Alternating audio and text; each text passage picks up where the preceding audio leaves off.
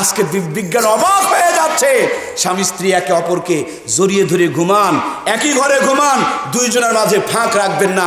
বিজ্ঞান বলতেছে যারা বিবাহিত মানুষ ঘরের থেকে যখন বাহিরে যায়, যাওয়ার সময় যদি একে অপরকে বুকে জড়িয়ে ধরে যেতে পারে, তারা যেমন ব্যাটারিতে চার্জ দিয়ে আমরা সকালবেলা বাড়ির থেকে মোবাইলটা বের করে নিয়ে যায়, সারাদিন ওই চার্জে যেমন ব্যাটারি চলে, আবার সন্ধ্যাবেলা যেমন চার্জে লাগিয়ে দেই, স্বামী স্ত্রী একে অপরের জন্য তেমনিভাবে চার্জার।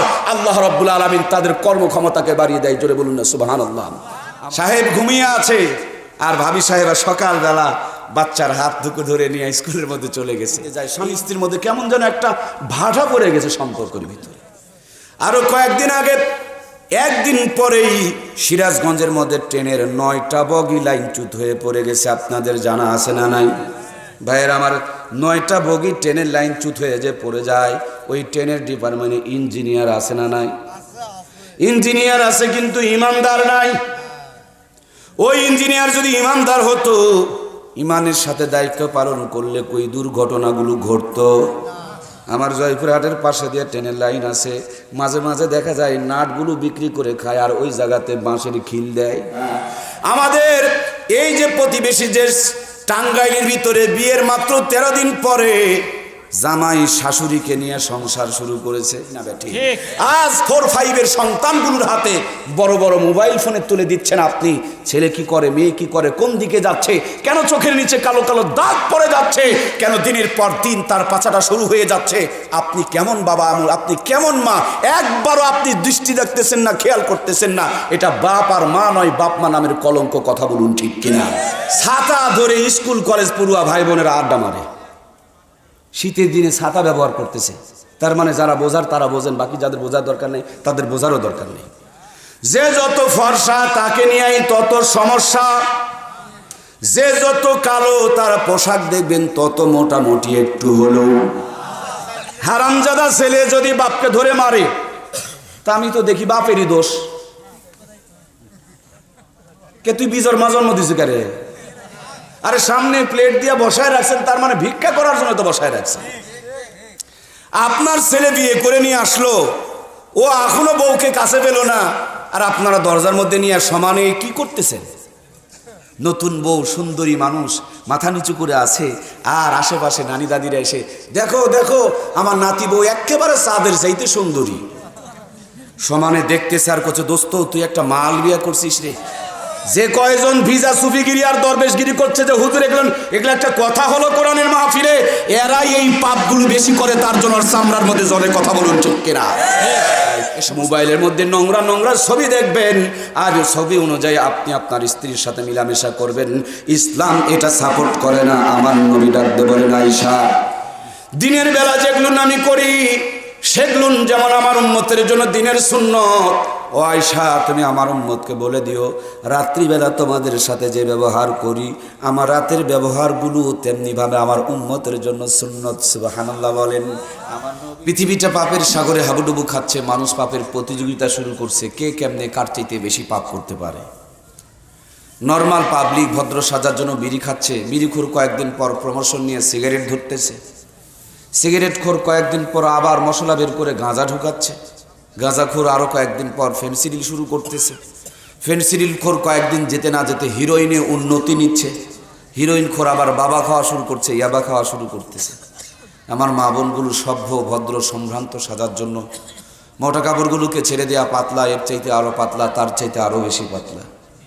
এখন যে যত পারতেছে কাপড় চোপড় চিপতেছে, ফাটতেছে, কাটতেছে আর ছাঁটতেছে, নিজের ইজ্জত বের করে দেশের মানুষকে সমানে জাহান্নামের দাওয়াত দিতেছে আর দেখাইতেছে, নিজেকে দামি আর সম্মানী ভদ্র মনে করছে। কথা বলুন ঠিক কিনা? যে মুহূর্তের সম্বন্ধে আমার নবী বলেছেন জ্বলন্ত একটা আগুনের টুকরা হাতের মধ্যে নিয়ে থাকা সহজ, কিন্তু তার চাইতে কঠিন ঈমানের উপরে টিকে থাকা। এই মুহূর্তটা তেমনই একটা মুহূর্ত, যেই মুহূর্তে বসে প্রসাব করলে, সুন্নত তরিকায় প্রসাব করলে নাকি ব্যাকডেট বোকা, আর কুকুরের তরিকায় দাঁড়িয়ে দাঁড়িয়ে প্রসাব করলেই নাকি সভ্য আর ভদ্র। যে মুহূর্তে শরীর ঢাকা পোশাক পরলে নাকি জ্ঞান নাই, বুদ্ধি নাই, এটা আনসোশাল, ইউজলেস, বোকা। আর শরীর বের করে ইজ্জত দেখাইতে পারলে নাকি সভ্য ভদ্র আপগ্রেড। যেই মুহূর্তে সত্য কথা বললে কোনো বুদ্ধি নাই, বোকা মানুষ। আর মিথ্যা কথা বলতে পারলেই নাকি চালাক আর মহাজ্ঞানী হওয়া যায়। সেই পাপ আর পাপাচারের মুহূর্তে আপনাকে আমাকে পাপ থেকে বাঁচাইছেন কে? আমরা কোনো পাপ করতেছি? কত মানুষ টিভি, ছবি, গান, নাটক, বাদ্য বাজনা, পাপ, পাপাচার, যাত্রা, থিয়েটার, মদ, গাঁজা, বন্ধু বান্ধব, আনন্দ উৎসব, ষড়যন্ত্র, চক্রান্ত, ইস্টা, জলসা, জি বাংলা, কিরণমালা, কটকটি, পাখি, আরো যে কত কি আছে। শুধু এই পাপ আর পাপ, পাপ নিয়েই নাড়াচাড়া। যে মালিক আমাদেরকে পাপ মুক্ত রেখেছেন তাকে আর একবার ধন্যবাদ জানানোর জন্য আর একবার শুকরিয়া আদায় করি পড়ি আলহামদুলিল্লাহ। আসমানের নিচে জমিনের উপরে এর চাইতে কোনো মোবারক মজলিস নাই, দামি জায়গা নেই, শ্রেষ্ঠ জায়গা নেই, বরকতি জায়গা নেই, পবিত্র জায়গা নাই। আমার নবী বলেছেন এটা হলো জান্নাতের বাগান। সুবহানাল্লাহ বলুন। ভাইজান, এখানে যদি ঢোলে বাড়ি পড়তো এর চেয়ে 4 গুণ মানুষ হয়ে যেত। যারা আসতো তারা কিন্তু আজকে আসে না। ঢোলে বাড়ি পড়লে আসে, কিন্তু কোরআনের মাহফিলে আসে না। মমতাজ আপা, শাকিব খান, শাহরুখ খান আসলে আসে, ওলামা হজরত আসলে আসে না। গানের আওয়াজ কানে গেলে তাদের মির্গির ব্যারাম শুরু হয়ে যায়। ঢোলের আওয়াজ কানে গেলে তারা পাগল হয়ে যায়। দড়ি দিয়ে বেঁধে আটকানো যায় না। আমার মনে হয় জিঞ্জির দিয়ে বেঁধে রাখলেও জিঞ্জিরকে দাঁত দিয়ে কেটে ফেলবে অথবা ছিঁড়ে ফেলবে। গানের জন্য এত পাগল, কিন্তু কোরআনের জন্য তারা আসতে পারে না, বসতে পারে না। তার মানে তাদের কপাল ভালো, তাদেরকে আল্লাহ ভালোবাসেন না বলে তারা কোরআনের মাহফিলে আসতে পারেন। আমাদেরকে মরার আগেই আল্লাহ জান্নাতের ভিতরে কবুল করেছেন। সুবহানাল্লাহ বলুন। আমরা এখন কোথায় আছি বলুন না? বলুন বলুন, কোথায় ভাই? কোনো সন্দেহ আছে? এক চুল পরিমাণ সন্দেহ নাই। যদি জান্নাতের বাগান নাই হতো তাহলে জাহান্নামী মানুষগুলো তো আসতে পারতো, সুদখোর ঘুষখোরগুলো তো আসতে পারতো। আপনারা কি গেটে চেক করতেছেন যে কোনো সুদখোরকে দেওয়া হবে না ঢুকতে, ঘুষখোরকে দেওয়া হবে না? তারা আসে না, তার মানে তারা জান্নাতি নয়। এইটা জান্নাতের বাগান, তার জন্য ওরা ঢুকতে পারে নাই। আর আমাদেরকে আল্লাহ জান্নাতি হিসাবে কবুল করেছেন বলে আমরা আসতে পেরেছি, বসতে পেরেছি, ঢুকতে পেরেছি। যে মালিক আমাদেরকে জান্নাতি হিসাবে কবুল করেছেন তার কাছে আরো একবার শুকরিয়া আদায় করে নেই পড়ি আলহামদুলিল্লাহ। লক্ষ্য করি দরুদ ও সালাম বর্ষিত হোক সাইয়্যিদুল মুরসালিন খাতামুন নবীন জনাব মুহাম্মদ মুস্তাফা আহমদ মুস্তাফা প্রতি সকলে জবান খুলে পড়ি সাল্লাল্লাহু আলাইহি ওয়াসাল্লাম। আমার ভাইয়েরা, আজকে আলোচনা শুরুতে আমরা একটা শিরোনাম বের করে নেই যে কি কার উপরে আলোচনা শুনব। আমরা যে আলোচনাটা শুনবো তার নাম হলো ভালোবাসা। ভালোবাসা, ভালোবাসা, ব্যাপক অর্থ ভালোবাসা। এই পৃথিবীতে যেদিকে তাকাবেন, আপনি যদি সত্যি ভালোবাসার মন নিয়ে তাকান, ভালোবাসা ছাড়া দুনিয়াতে কিছুই আছে? কিছু? জমিনকে ভালোবেসে আসমান পানি দেয়, ঘাসকে গাছকে ভালোবেসে জমিন আবার রস দেয়। আর মা বাবার ভালোবাসার মাধ্যমে আমরা দুনিয়াতে এসেছি। এই পৃথিবীতে যত নিয়ামত পেয়েছি সব আমাদেরকে ভালোবেসে দান করেছেন কে? এই ভালোবাসার জন্য আমরা আজকে আলোচনা করব। আল্লাহ আমাদেরকে ভালোবাসা দান করুক, কিন্তু ভালোবাসা যেন সুন্নত তরিকায় হয়। সবাই বলুন আমিন। ভালোবাসা বলতে পাখির বাসা এই ভালোবাসা না, আর শহরে বড় বড় বিল্ডিং যে বাসা দেখা যায় সে বাসাও না। আমরা বলতে চাই ভালোবাসা যেটা কলিজার ভিতরে থাকে, মনের ভিতরে থাকে, যেটা একটা জান্নাতি নিয়ামত। আমাদের মনের মধ্যে ভালোবাসা দান করেছেন কে? আল্লাহ। আমাদেরকে ভালোবাসা শেখানোর জন্য বিশ্বনবী দান করেছেন কে?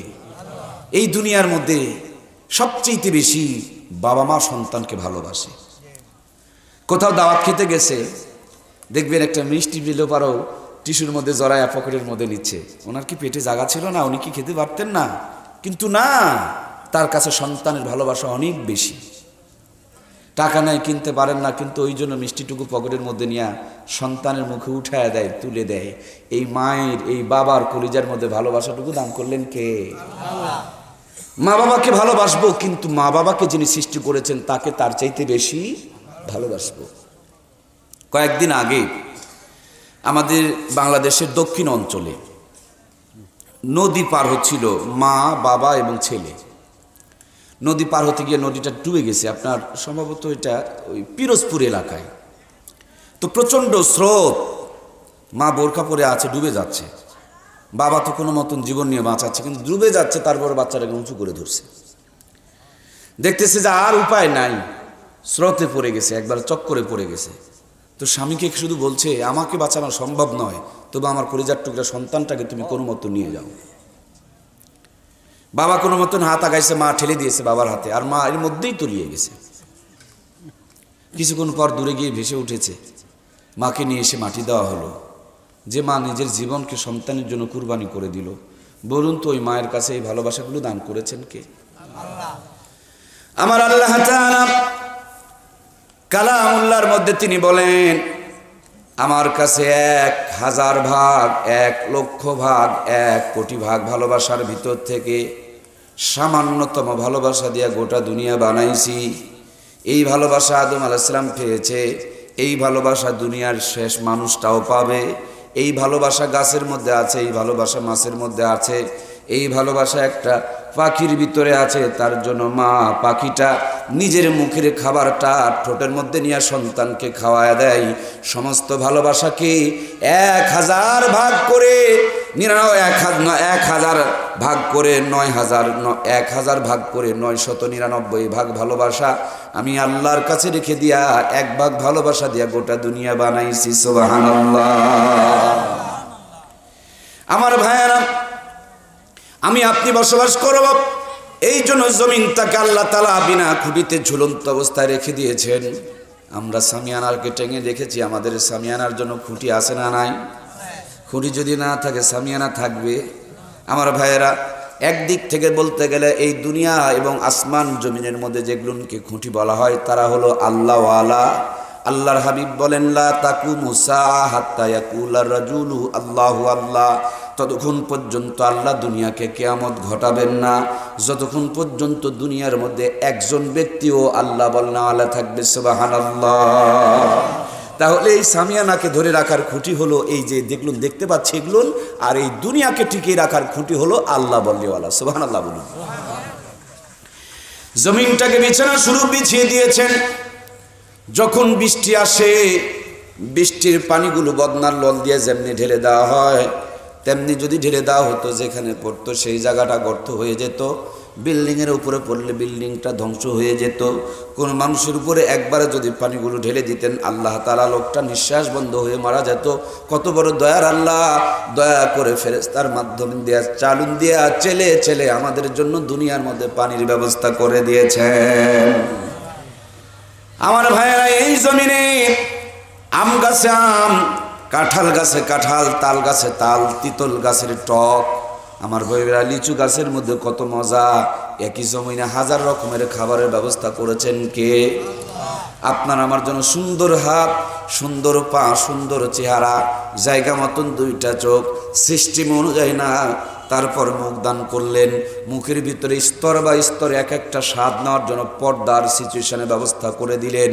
এই মোবাইলে কতগুলো ক্যামেরা আছে, কিন্তু আল্লাহ এমন এক স্পেশাল ক্যামেরা দিয়েছে, লালকে লাল দেখা যায়, কালোকে কালো দেখা যায়।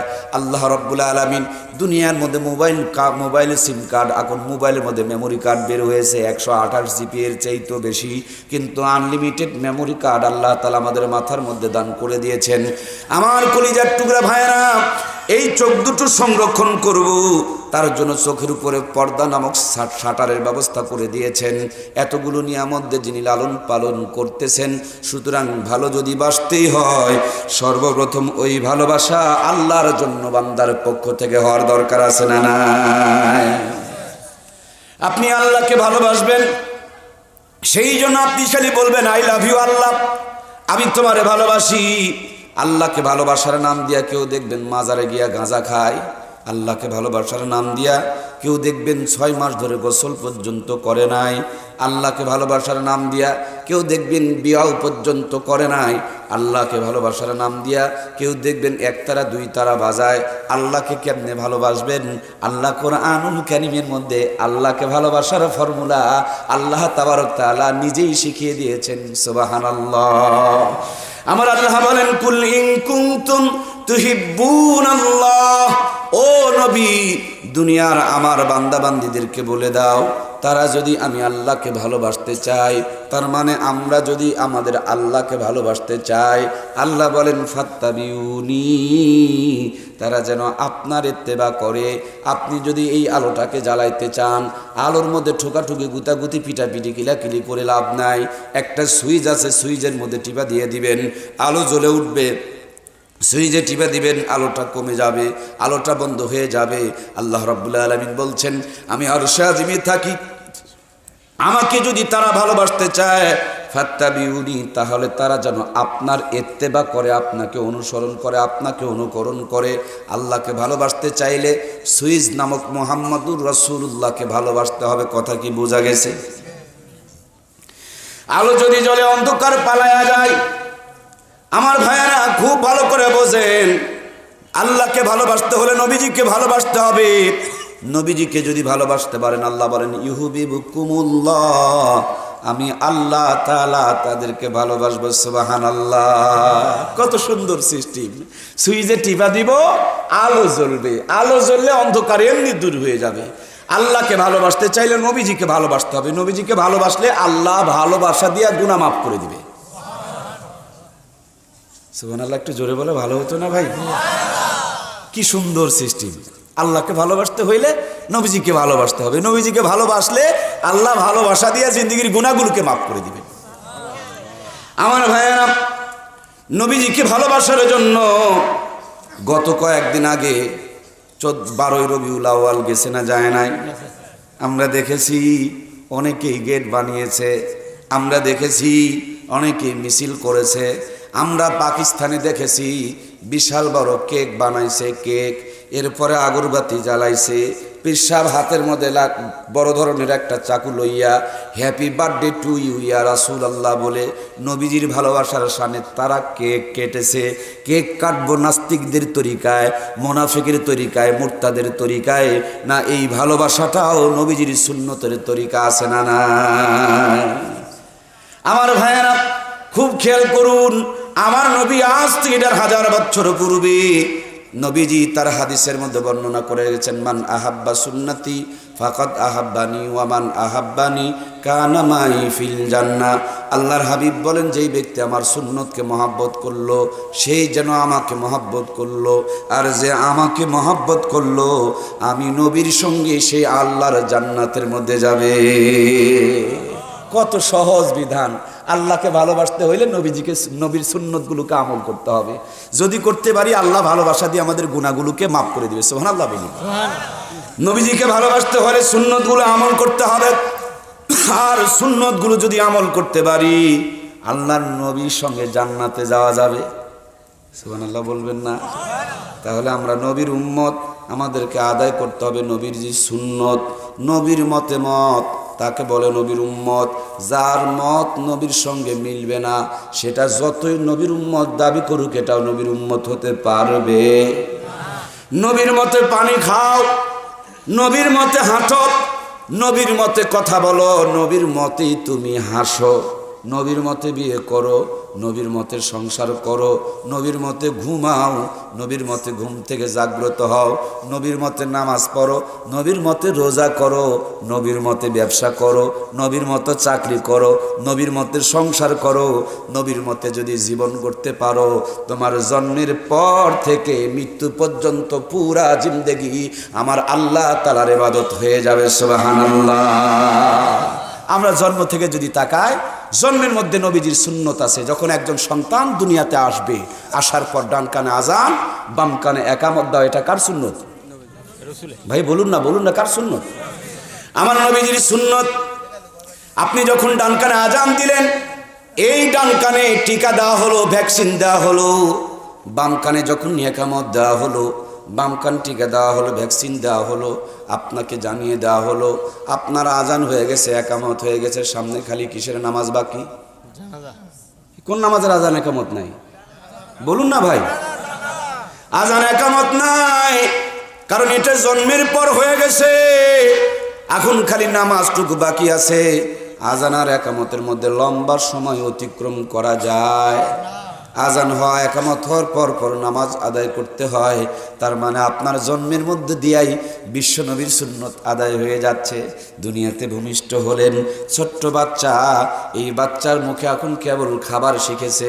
নবীজির জামানায় ছোট্ট ছোট্ট বাচ্চাগুলো ভূমিষ্ঠ হলে মায়েরা বাবারা কোলের মধ্যে নিয়ে বিশ্ব নবীর কাছে যেতেন, নবীজির কোলের মধ্যে তুলে দিতেন।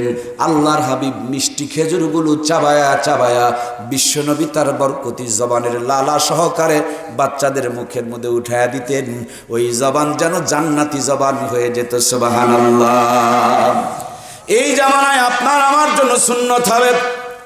আমার কলিজার টুকরা ভাইয়েরা, হক্কানি যারা উলামা ইকরাম আছে, আল্লাহর ওলি আছে, যেমন আমাদের এই এলাকার মধ্যে মোলাম গাড়ি পিসা হুজুর আছে না নাই? বগুড়া জামিল মাদ্রাসার বড় বড় মুহাদ্দিস হুজুর সাহেবরা আছেন না নাই? সম্ভব যদি হয় ছোট্ট বাচ্চা জন্মগ্রহণ করলে বাচ্চাকে কোলের মধ্যে নিয়ে যাবেন, তাদের কাছে সুন্দর করে নামটা নাখা রাখায় নিবেন।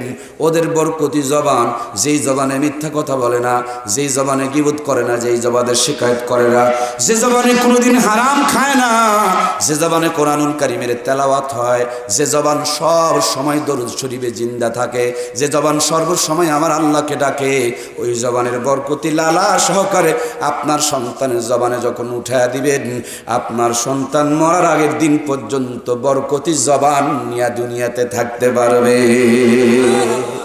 আমাদের বাচ্চাগুলো ক্লিনিকে হয়, জন্মের পর আজান একামতের খবর সিরিয়ালে তো ঢুকাইছে 20টা, ওটা যেতে দিবে নাকি? আজকে দুরবস্থাটা কেন এরকম? মানুষগুলো বেয়াদব হয়ে যাচ্ছে কেন? গোড়াতেই প্রবলেম। জন্মের পর আজানও নাই, একামত নেই। আর পরে বাচ্চা খেতে শিখলো, ভালো কোনো আল্লাহওয়ালার সাথে সম্পর্ক নাই। আমার ভাইরা, বাচ্চাটা যখন ভূমিষ্ঠ হলো, এই বাচ্চাটাকে দ্বীনের জ্ঞান দেওয়ার দরকার আছে না নাই? বাচ্চা আপনার ছোট, রোগ প্রতিরোধ ক্ষমতা কম, এই জন্য বাচ্চাকে কাপড় পরিয়ে রাখো, এই জন্য বাচ্চাকে সিস্টেম করে সময় মতন 6টা টিকার কোর্স মেনটেন করো। কি যেন টিটিনাস টিকা, এরপরে এই টিকা সেই টিকা, 6টা টিকা আছে না নাই? মুরব্বী দেখবেন বড় বড় দাগ হয়ে গেছে, আর এখন যাদের দেওয়া হচ্ছে তাদের অত বড় দাগ হয় না, কারণ এটাকে আপগ্রেড করা হয়েছে, এটাকে আরো অত্যাধুনিক করা হয়েছে। ও বন্ধু, তুমি তোমার সন্তানকে টিকা দেওয়া নিচ্ছ যাতে করে সন্তানকে মরার আগ পর্যন্ত 6টা রোগে অ্যাটাক করতে না পারে। আমি আপত্তি করব না, আপনি আপনার সন্তানের নিরাপত্তার জন্য টিকা দিতেই পারেন। তার চাইতে বড় নিরাপত্তার জন্য আল্লাহর কোরআনুল কারীমের শিক্ষা দেওয়ার দরকার আছে না না? আমরা খালি বলি আব্দুল কাদের জিলানী, তিনি নাকি মায়ের পেট থেকে 18 পারা কোরআনের হাফেজ ছিল কি না তা নিয়ে আমার আলোচনা করার বিষয় না, কিন্তু আমি যতটুকু জানি আব্দুল কাদের জিলানীর মা ছিলেন 18 পারা কোরআনের হাফেজা। সকাল সন্ধ্যা রাত তারা দুপুর বুকের থেকে দুধ পান করাইতেন, ঘুম পাড়াইতেন, সর্বসময় কোরআনুল কারীমের তেলাওয়াত করতেন। মায়ের ঠোঁটে কোরআনুল কারীমের তেলাওয়াত শুনে শুনে হযরতে আব্দুল কাদের জিলানী 18 পারা কোরআনকে মুখস্থ করে ফেলেছিলেন।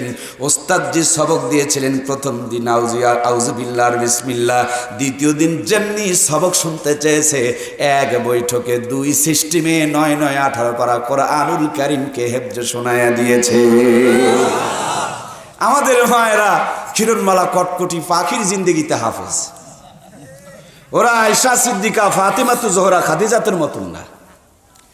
আমার মায়েদের পেটে বাচ্চা আসলে এই বাচ্চা পেটের মধ্যে নিয়ে নাটকের বই, গানের বই, টিভি, সিনেমা, তারপরে সিরিয়াল মেনটেন করা শুরু করে।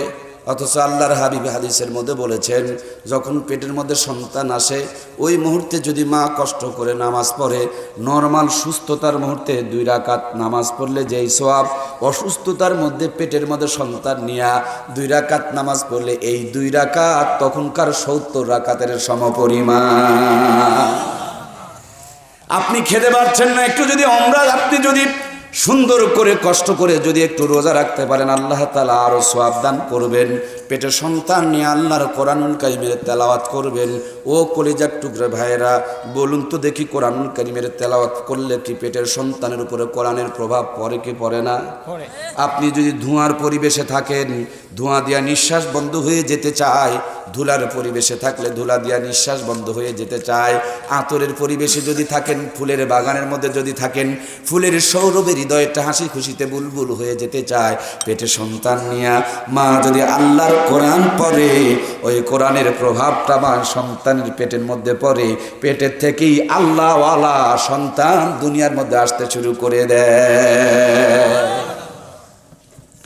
মা দুধ পান করাচ্ছেন, সোফা সেটে বসে সন্তান দুধ পান করছে, আবার মাঝে মাঝে ছোটবেলার থেকে টিভি দেখতেছে, ছবি দেখতেছে। এখনকার ডিজিটাল জামানা, আমাদের বাচ্চা কাচ্চা খালি দেখবেন মোবাইলের পাগল। এই যে বড় বড় মোবাইল ফোন, কত যে গেম বের হয়েছে রে বাবা, এই জিনিস যত ছোট বোঝেও তেমন ছোট না। বুড়া মানুষ দাদুরে দেখেন কিছু বুঝবে না, আর নিয়ে আসেন 6 বছরের বাচ্চা, দেখেন কোন আগানি সব টেবিল। আমার প্রাণপ্রিয় ভাইয়েরা, সেই জন্য আপনাকে আমাকে মোবাইল থেকে সন্তানগুলোকে দূরে রাখতে হবে, কারণ মোবাইলের মধ্যে ভালো আছে খারাপও।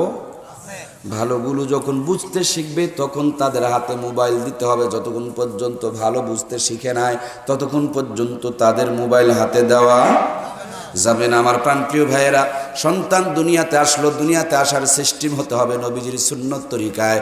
সন্তান দুনিয়াতে এসে কথা বলতে শিখেছে। আপনার সন্তানকে আগে স্কুলে নয়, কেজিতে নয়, কিন্ডার গার্ডেনের মধ্যে নয়, কেজি স্কুল তো এখন নতুন এক যন্ত্রণা শুরু করে দিয়েছে। কে বলেছে কেজি স্কুলে বাচ্চাদের পড়াইতে নিয়ে যাওয়া হয়? বাচ্চাদের পড়াইতে নয়, কেজি স্কুলে এখন বাচ্চাদের মায়েদের আড্ডার কারখানা। কালকে মোকামতলা চলেন আমার সাথে, আমি দেখাবো। এ কি অবস্থা গো, খালি খেতা সিলাই করে। উরি বাবা রে বাবা, খেতাতে আছে হুজুর আমার। খেতার ভিতর দিয়ে আরো অনেক কথা, সব কথা বলা যাবে না। সাহেব ঘুমিয়ে আছে, আর ভাবি সাহেবা সকালবেলা বাচ্চার হাত দুটো ধরে নিয়ে স্কুলের মধ্যে চলে গেছে। এই যে শুরু হলো মোবাইল টিপাটিপি, মেসেঞ্জার, ফেসবুক, ইউটিউব, ইন্টারনেট, এই করতে করতে এখন ঘরের ভালোবাসা কেজি কিন্ডার গার্ডেনের ওই স্কুলের বারান্দা দিয়ে কোন দিকে যে গেছে আর খুঁজেই পাওয়া যায় না। এই উঠতেছে 9টায় 10টায়, ভার্সিটিতে যায় না, কলেজে যায় না, চাকরিতে যায়। স্বামী স্ত্রীর মধ্যে কেমন যেন একটা ভাটা পড়ে গেছে সম্পর্কের ভিতরে। কিছুদিন আগে একটা এই যে দিনাজপুরের ঘটনা, কেজি স্কুলের মধ্যে ওই ছোট বাচ্চারা পড়াইতে নিয়ে যায়, তো হঠাৎ করে একটু এদিক সেদিক ছেলে পেলে কিংবা ওই যে সেই নানানভাবে একটা গ্যাপ রিলেশন হয়ে গেছে। তো স্বামী চিন্তা করতেছে, বেশি শিক্ষিত মানুষ না, তারপরও চিন্তা করতেছে কি রে, কেজি স্কুলে বাচ্চাকে নিয়ে যাইতে যাইতে বাচ্চার মাকে অন্যদিকে কোনো লাইন মারা শুরু করলো নাকি। ভিতরে ব্যাপক সন্দেহ যে আমাকে আর ভালোবাসে না, কেমন যেন সময় দিতে চায় না, আমার কথা সহ্যই করা পারে না। হলোটা কি, কারণটা কি? সন্দেহ মনের মধ্যে নিয়ে রাত্রিবেলা ঘুমাইছে, আর ওই মোবাইলটা চার্জের মধ্যে লাগাইছে, টাচ ফোন তো মোবাইলটা চার্জের মধ্যে লাগাইছে।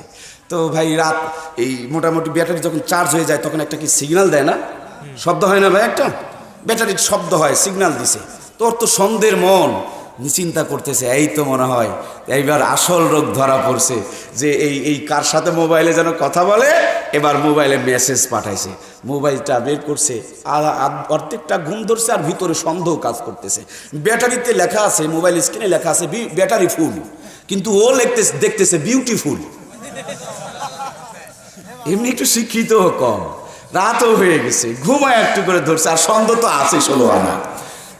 লেখা উঠছে ব্যাটারি ফুল, ওর দেখতেছে বিউটিফুল। মেজাজটা গরম না নরম বলেন? ও তো মোটামুটি কিছু একটা ডকুমেন্টস আর প্রমাণ পাইছে, আসলে কিন্তু মেয়েটা ওরকম না। হঠাৎ করে যে কোনোভাবে হোক ভিতরে একটা সন্দেহ ঢুকে গেছে। তার হাতের জামার শার্টের গোছা টোসা জড়ায় নিয়ে ঘুমের মধ্যে এমন স্বর সাঁটাইছে, এক স্বরে বেচারি একেবারে প্রসাব করে লাভ উঠছে। কিন্তু তুমি আমাকে মারলে কেন? মারবো না তো, তুমি চুমা খাবো নাকি? তাই তো দেখি তো তোর ব্যবহার চেঞ্জ হয়ে গেছে।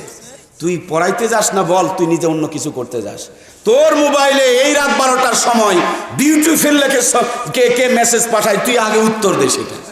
ও চিন্তা করে কিরে, আমি তো কারোর সাথে কথাই বলি না, কে আবার বিউটিফুল আমাকে এই এত রাত্রে 12টার পরে বিউটিফুল পাঠাবে।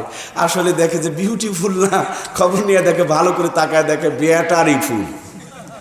আজকে সন্দেহের রোগ ধরে গেছে এই কেজি ক্যাডেট কিন্ডার গার্ডেনের কারণে। কথা বলুন ঠিক কিনা? আমাদের বোনেরা সেখানে গিয়া যে কি তামাশাটা শুরু করছে। আল্লাহ তাবারক তাআলা এই ভাইরাস মুক্ত পরিবেশ থেকে মুসলমানদের মা বোনগুলোকে হেফাজত করুক, জোরে বলুন আমিন। আমি আমার মমতাময়ী মাকে বলবো, বোনকে বলবো, বোন রে, আগে কোরআনের শিক্ষাটা দাও, তারপরে তুমি যা মন চাই পড়াও, কোনো আপত্তি নাই।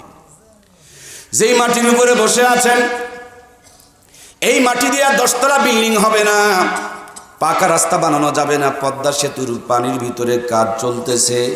আপনাদের এই মোকামতলার মাটি দিয়া কি পদ্মা সেতুর পানির ভিতরে কোনো কাজ করতে পারা যাবে ভাইয়েরা? কিন্তু একটু যদি মেহনত করেন সম্ভব হবে। এই মাটিগুলোকে আগে কাদা বানান, তারপরে ইটের একটা ফার্মার মধ্যে ঢুকান, এরপরে রোদের মধ্যে শুকান, কয়েকটা দিন লিমিটেড টাইম ইটের ফার্মার মধ্যে ইটের ভাটার মধ্যে ঢুকায়া তাপ দিয়ে নেন। আগে ছিল মাটি, সামান্য একটু মেহনত করার কারণে মাটি আর মাটি নাই, মাটি এবার খাঁটি হয়ে গেছে। এই মাটির নাম কি বলা হয়? মাটি ইট হয়ে গেল। এগুলোকে ভেঙে ভেঙে খোয়া বানান। খোয়া বানালে কি পাকা রাস্তা বানানো যাবে না? বলুন তো ভাইরা, এই খোয়া দিয়া কি 10 তলা বিল্ডিং হবে না? এই ইটগুলো দিয়া কি পদ্মা সেতুর পানির ভিতরে কাজ করা যাবে কি যাবে না? যেই মাটি পানিতে ফেলে দিলে গলে যায়, যেই মাটি রাস্তায় দিলে ধুলা হয়, যে মাটির কোনো কাজ হয় না, সে মাটিকে মেহনত করলে খাঁটি হয়ে যায়। আমি বলবো আপনার ছেলেকে ডাক্তার বানান, আমি বলবো আপনার ছেলেকে মাস্টার বানান, আমি বলবো আপনার ছেলেকে ইঞ্জিনিয়ার বানান, কিন্তু আগে নয়। মাটি দিয়া যেমন বিল্ডিং হয় না, পানির ভিতরে কাজ করা যায় না। মুসলমান না বানায়া বিল্ডিং, যেমন ইট না বানায়া বিল্ডিং হয় না, পাকা রাস্তা হয় না, পানির ভিতরে কাজ করা যায় না, ঠিক তেমনিভাবে আল্লাহর কোরআনের ফার্মার মধ্যে ঢুকায়া মাদ্রাসার মধ্যে বেশিও যদি না পারেন, মাত্র 3টা বছর যদি নুরানি মাদ্রাসার 3টা বছর পড়াইতে পারেন, আগে ছিল নর্মাল মানুষ, এই কোরআনের ফার্মায় ঢুকানোর পর হয়ে যাবে ইমানদার মানুষ। আগে ছিল নর্মাল ডাক্তার, কোরআনের ফার্মার থেকে বের করে ডাক্তার যদি বানান তাহলে হবে ইমানদার ডাক্তার। আগে ছিল নর্মাল মাস্টার, কোরআনের ফার্মার থেকে বের করার পর যদি মাস্টার বানান তাহলে হবে ইমানদার মাস্টার। আগে ছিল নর্মাল ইঞ্জিনিয়ার, কোরআনের ফার্মার থেকে বের করার পর যদি বানান তাহলে ইমানদার ইঞ্জিনিয়ার। ইমানদার ইঞ্জিনিয়ার কোনোদিন রডের পরিবর্তে বাঁশ দিবে? কয়েকদিন আগে ট্রেনের দুর্ঘটনা হয়েছে, আপনাদের জানা আছে না নাই? আরো কয়েকদিন আগে, একদিন পরেই সিরাজগঞ্জের মধ্যে ট্রেনের 9টা বগি লাইনচ্যুত হয়ে পড়ে গেছে, আপনাদের জানা আছে না নাই? ভাইয়ের আমার, 9টা বগি ট্রেনের লাইনচ্যুত হয়ে যে পড়ে যায়, ওই ট্রেনের ডিপার্টমেন্টে ইঞ্জিনিয়ার আছে না নাই? ইঞ্জিনিয়ার আছে, কিন্তু ইমানদার নাই। ওই ইঞ্জিনিয়ার যদি ইমানদার হতো, ইমানের সাথে দায়িত্ব পালন করলে কই দুর্ঘটনাগুলো ঘটতো? আমার জয়পুরহাটের পাশে দিয়ে ট্রেনের লাইন আছে, মাঝে মাঝে দেখা যায় নাটগুলো বিক্রি করে খায়, আর ওই জায়গাতে বাঁশের খিল দেয়। যে 9টা বগি উল্টে পড়েছে, তদন্ত কমিটি গিয়া ধরেছে এই জায়গাগুলোতে নাটের জায়গাতে বাঁশের খিল দেওয়া ছিল। আমার ভাইয়েরা, এটা যদি ইমানদার হতো, নাটগুলো যখন বিক্রি করতে যেত, ইমানের সফটওয়্যার তাকে ধরে ফেলে দিত, না বেতন যেটুকু তোমার সেটুকুই হালাল, এই নাট বিক্রি করার টাকা কোনোদিন তোমার জন্য হালাল হতে পারে? এই হারাম টাকা দিয়া তোমার স্ত্রীকে যদি তুমি খাওয়াও, স্ত্রী তোমাদের কথা শুনবে না। সন্তান যদি মানুষ করো, এই সন্তান কোনোদিন আল্লাহওয়ালা সন্তান হবে না। এই হারাম দিয়া যদি বড় বিল্ডিং বানাও, বড় বিল্ডিংয়ে তুমি সুখে থাকতে পারবা? আমার ভাইয়েরা, মাঝে মাঝে ডাক্তারগুলো হাসপাতালে যখন বসে, তখন রুগীর রোগ ধরতে পারে। যেমনি ক্লিনিকে বসে, তখন আবার 16 আনায় ধরে। তার মানে ডাক্তার নয়, এগুলো হলো বাটপার। টাকা নাই, তার জন্য রোগ ধরার মতন তার যোগ্যতা নাই। যেখানে 500 টাকা ভিজিট পায়, তখন আবার রোগ ধরতে ভালোই বুঝতে পারে। তার মানে বোঝা গেল এগুলো ডাক্তার নয়, বাটপার হয়ে গেছে। এই ডাক্তার হওয়ার আগে যদি ইমানদার হতো, কোরআনের ফার্মার মধ্যে ঢুকানো যেত, আল্লাহর কোরআনের ভয় যদি তার কলেজার মধ্যে সেটিং হয়ে যেত, বাংলাদেশে হাসপাতালে যেই পরিমাণ ওষুধগুলো আমার ভাইয়েরা চোরা কারবারি হয়ে বিক্রি হয়ে যাচ্ছে, রোগীগুলো আমার ভাইয়েরা অসাবধানতার কারণে, তারপরে অবহেলার কারণে মারা যাচ্ছে, হাসপাতালগুলোর মধ্যে অনেক রোগী মুক্তি পেয়ে যেত। কথা বলুন ঠিক কিনা? আমার প্রাণপ্রিয় ভাইয়েরা, সেই জন্য আমি বলবো, আপনার সন্তানকে আগে কোরআনের ফার্মার মধ্যে ঢুকান। আমাদের বগুড়া শিবগঞ্জ থানার ময়দাহাট নামক একটা এলাকা আছে, গত মাসের 15 তারিখে ভাই বোন বিয়ে করেছে, গত মাসের 23 তারিখে পেপার মধ্যে লেখা হয়েছে, আমাদের জয়পুরহাটে 2 সন্তানের জননী নিজের ভাই নিজের বোনকে বিয়ে করে বসবাস করতেছে, আজও পর্যন্ত বসবাস করতেছে। বলুন তো দেখি, ভাইয়ের ভিতরে আর বোনের ভিতরে আল্লাহর কোরআনের সফটওয়্যার যদি থাকতো, ভাই আর বোন যদি আল্লাহর কোরআনকে জানতো, ভাই আর বোন যদি আল্লাহর কোরআনের বিধানকে বুঝতে পারতো, বলুন তো দেখি, এত বড় অবৈধ কাজ, গুনার কাজ, পাপের কাজ তো দূরের কথা, এর ধারে কাছেও যেতে পারতো না। কথা বলুন ঠিক কিনা? আমাদের এই যে প্রতিবেশী দেশ টাঙ্গাইলের ভিতরে বিয়ের মাত্র 13 দিন পরে জামাই শাশুড়িকে নিয়ে সংসার শুরু করেছে। নাউজুবিল্লাহ বললেন না? আর একটু জোরে বলেন নাউজুবিল্লাহ। ওই জামাইয়ের ভিতরে যদি আল্লাহর কোরআনের জ্ঞান থাকতো, শাশুড়ি বেচারি যদি আল্লাহর কোরআনের জ্ঞান একটুও পাইতো, বলুন তো দেখি এই অঘটনগুলো কি ঘটতো? আমার কলিজার টুকরা প্রিয় ভাইয়েরা, যত অঘটন, যত দুর্নীতি, যত অশান্তি, সরকারকে দোষ দিয়া লাভ নাই। সরকার অশান্তি বন্ধ করার জন্য পুলিশ বানাইছে, বেতন বাড়াইছে, পুলিশ দেওয়া কাজ হচ্ছে না তার জন্য র্যাব বানাইছে, র্যাবও দুর্নীতি করে তার জন্য দুর্নীতি দমন কমিশন শুরু করেছে, এবার দুর্নীতি দমন কমিশনও ঘুষ খায় তার জন্য শুদ্ধি অভিযান পর্যন্ত শুরু করে দিয়েছে। আসলে মূল ফর্মুলা হলো আল্লাহর কোরআনের সফটওয়্যার যদি 16 কোটি মানুষের ভিতরে একটা করে ঢুকায় দেওয়া যেত, এই সফটওয়্যার সব সময় ভাইরাস মুক্ত রাখতো, সব সময় হালাল খাওয়ার তাগিদ দিত, 5 ওয়াক্ত নামাজের কথা বলতো, চুরি যখন করতে যেত আল্লাহকে মনে করায় দিত, বাংলাদেশে অটোমেটিকলি সব অন্যায়গুলো বন্ধ হয়ে যেত, ঠিক কিনা? এই জন্য আমার প্রাণপ্রিয় ভাইয়েরা, সন্তানগুলোকে মানুষ করতে হবে। আজ লেখাপড়া, স্কুল, কলেজ, বিশ্ববিদ্যালয়, ভার্সিটির দিকে তাকায় দেখেন। ও আমার কলিজার টুকরা ভাইয়েরা, গ্রামগঞ্জের পরিবেশ, মূল কথা আপনাদেরকে খালি বোঝাইতে চাই, শিক্ষা প্রতিষ্ঠানে গিয়ে দেখেন এখন আর তেমন লেখাপড়া। পাশার মধ্যে আগে একটা করে ব্যাগ ঝুলায় রাখতো, এখন ব্যাগও পাওয়া যায়। এই যে মোবাইল ফোন, এই মোবাইলে ভিডিও করে নেয়, ছবি তুলে নেয়, তারা মোবাইলেই সব যেন বানায় দিয়েছে। যেমনি রাতের 10টা বেজে যায়, আমাদের ভাই বোনেরা আর লেখাপড়ার টেবিলের মধ্যে নাই, ঘরের ভিতরে গিয়া জানালা দরজা বন্ধ করে ওখানেও ঘষাঘষি করে। তার মানে মোবাইল শুধু ঘষে না, এরা নিজের জীবনটাও পর্যন্ত ঘষে ঘষে শেষ করে ফেলছে, কথা বলুন ঠিক কিনা? ল্যাপের বাহিরে যেটা ঘষাঘষি করে তার ভিতরে ভালো কিছু বিরাজ করে, ল্যাপের ভিতরে মানে এর ভিতরে ভাইরাস আছে, কথা বলেন ঠিক না বেঠিক? আজ 4-5 সন্তানগুলোর হাতে বড় বড় মোবাইল ফোনে তুলে দিচ্ছেন আপনি। ছেলে কি করে, মেয়ে কি করে, কোন দিকে যাচ্ছে, কেন চোখের নিচে কালো কালো দাগ পড়ে যাচ্ছে, কেন দিনের পর দিন তার পাছাটা শুরু হয়ে যাচ্ছে। আপনি কেমন বাবা, আপনি কেমন মা, একবারও আপনি দৃষ্টি দেখতেছেন না, খেয়াল করতেছেন না। এটা বাপ আর মা নয়, বাপ মা নামের কলঙ্ক, কথা বলুন ঠিক কিনা? সময়ের আগে তাদের হাতে দেওয়া যায় না। আপনি যদি একটা ছোট্ট বাচ্চার হাতে আগুন তুলে দেন, এটাও যেমন অপরাধ। আমিও মনে করব যে যাদের পর্যাপ্ত পরিমাণ পরিপূর্ণ জ্ঞান আসে নাই, বুদ্ধি আসে নাই, তাদের হাতে মোবাইল তুলে দেওয়াটাও তার চাইতে বেশি অপরাধ। এই মোবাইলের কারণে পরক্রিয়া, প্রেম ভালোবাসা এত নোংরামি পর্যায়ে গেছে। কয়েকদিন আগে ময়মনসিংহ মাহফিলে যাচ্ছি, বগুড়া মাস্তান ঘরে এদিক দিয়ে ঢুকবো, ওই যে জাদুঘরের সামনে একটা জায়গা আছে না ভাই, জাদুঘরের এ পাশে আর কি, ওখানে গিয়ে দেখি ছাতা ধরে স্কুল কলেজ পড়ুয়া ভাই বোনেরা আড্ডা মারে। শীতের দিনে ছাতা ব্যবহার করতেছে, তার মানে যারা বোঝার তারা বোঝেন, বাকি যাদের বোঝার দরকার নেই তাদের বোঝারও দরকার নেই। এসব হলো এগুলোর ফসল, কথা বলুন ঠিক কিনা? এই জন্য আমার প্রিয় বন্ধুরা, এগুলো যেমনি ভালো তেমনি আবার খারাপ। এটাকে ভালো হিসাবে ব্যবহার করতে পারলে এটা আপনাকে জান্নাতে নিয়ে যাবে, আর এটার যদি অপব্যবহার হয় এটাই আপনাকে জাহান্নামী বানানোর জন্য যথেষ্ট, ঠিক কিনা? প্রাণপ্রিয় ভাইয়েরা, আমার পূর্বে বিশেষ মেহমান আলোচনা করছিলেন, আলোচনার মধ্য দিয়া তিনি যুবকদের বিবাহের ব্যাপারে একটা হাদিসের আলোচনা করেছিলেন। ওই হাদিসের মধ্যে বিশ্বনবী বলেছেন, ওয়ালি মালিহা ওয়ালি জামালিহা ওয়ালি দিনিহা ওয়ালি নাসাবিহা ফাজফার বিজাতিদ দিন। আল্লাহর হাবিব বলছেন, যুবক যখন তুমি বিয়ে করতে যাবা 4টা জিনিসের দিকে খেয়াল রাখবা। 1 নম্বর সৌন্দর্যের দিকে, 2 নম্বর বংশের দিকে, 3 নম্বর সম্পদের দিকে, 4 নম্বর দিনের দিকে। আল্লাহর নবী বলেন ফাজফার বিজাতিদ দিন, সবচাইতে বেশি ধার্মিকতার দিকে খেয়াল রাখবা। এখন তো ডিজিটাল জামানা, কোনটা কালার কোনটা ধলা এগুলো বোঝা যায় না। কালো মানুষ বিউটি পার্লারে ঢোকে আর ময়দা আটা মেঘে ফর্সা সুন্দর হয়ে যায়, ঠিক কিনা? প্রতিযোগিতা চলছে, সুন্দরী প্রতিযোগিতা। যে যত ফর্সা তাকে নিয়েই তত সমস্যা, যে যত কালো তার পোশাক দেখবেন তত মোটামুটি একটু হলেও ভালো, পোশাক দেখবেন তত সাবলীল, পোশাক দেখবেন তত মোটা। যে যত ফর্সা তার পোশাক তত জানালা দরজাওয়ালা, যে যত ফর্সা তার পোশাক তত বেশি পাতলা, যে যত শিক্ষিত তার পোশাকে দেখবেন ততই ডিজাইন এবং অ্যাক্টিং আর আইটিমওয়ালা।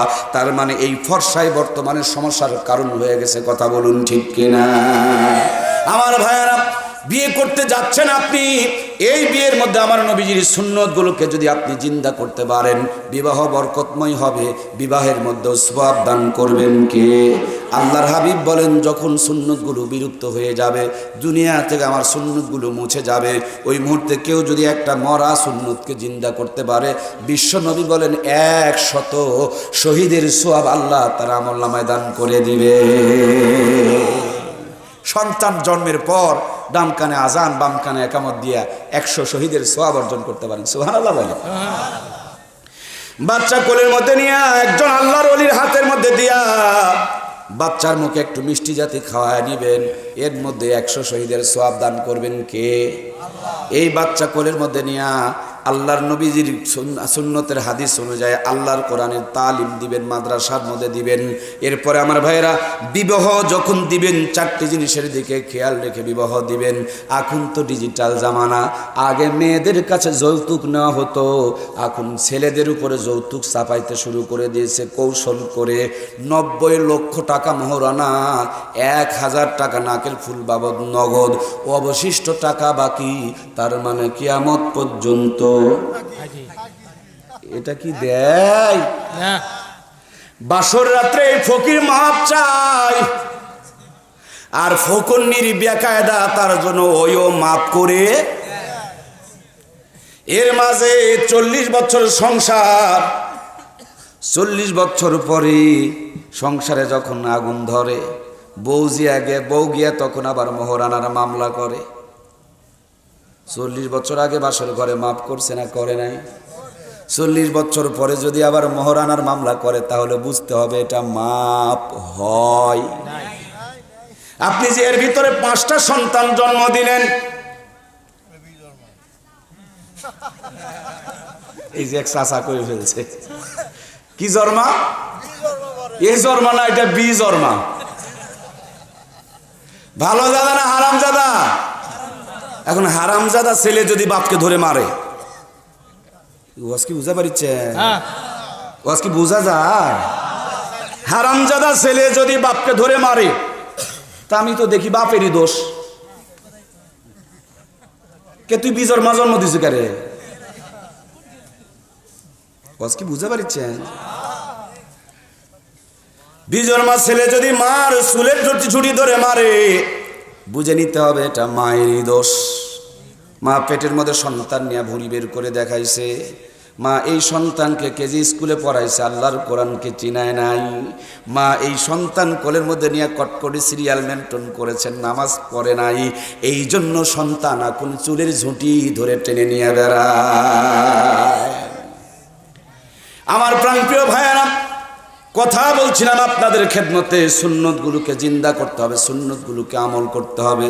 বন্ধুরা আমার, বিয়ের মধ্যে যেটুকু মোহরানা আপনি চাটতে পারবেন, টানতে পারবেন, শোধ করতে পারবেন, ওইটুকু মোহরানা নির্ধারণ করতে হবে। অতিরিক্ত মোহরানা নির্ধারণ করে বাকি যদি রেখে দেন, আর পরবর্তীতে মোহরানার যদি মামলা করে বেড়াই, বুঝে নিতে হবে আপনি সংসার করছেন না, ভালোবাসা হচ্ছে না, এটাও আপনার জেনা হইতেছে। কথা বলুন ঠিক কিনা?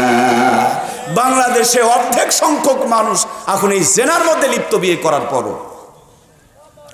ভাইয়েরা আমার, এই জন্য মোহরানা আগামী দিনে আমাদের ছেলে মেয়েদের যখন বিয়ে দিব, যতটুকু পরিমাণ মোহরানা দেওয়ার ক্ষমতা রাখবো, ততটুকু পরিমাণ নির্ধারণ করব, অতিরিক্ত মোহরানা নির্ধারণ করব।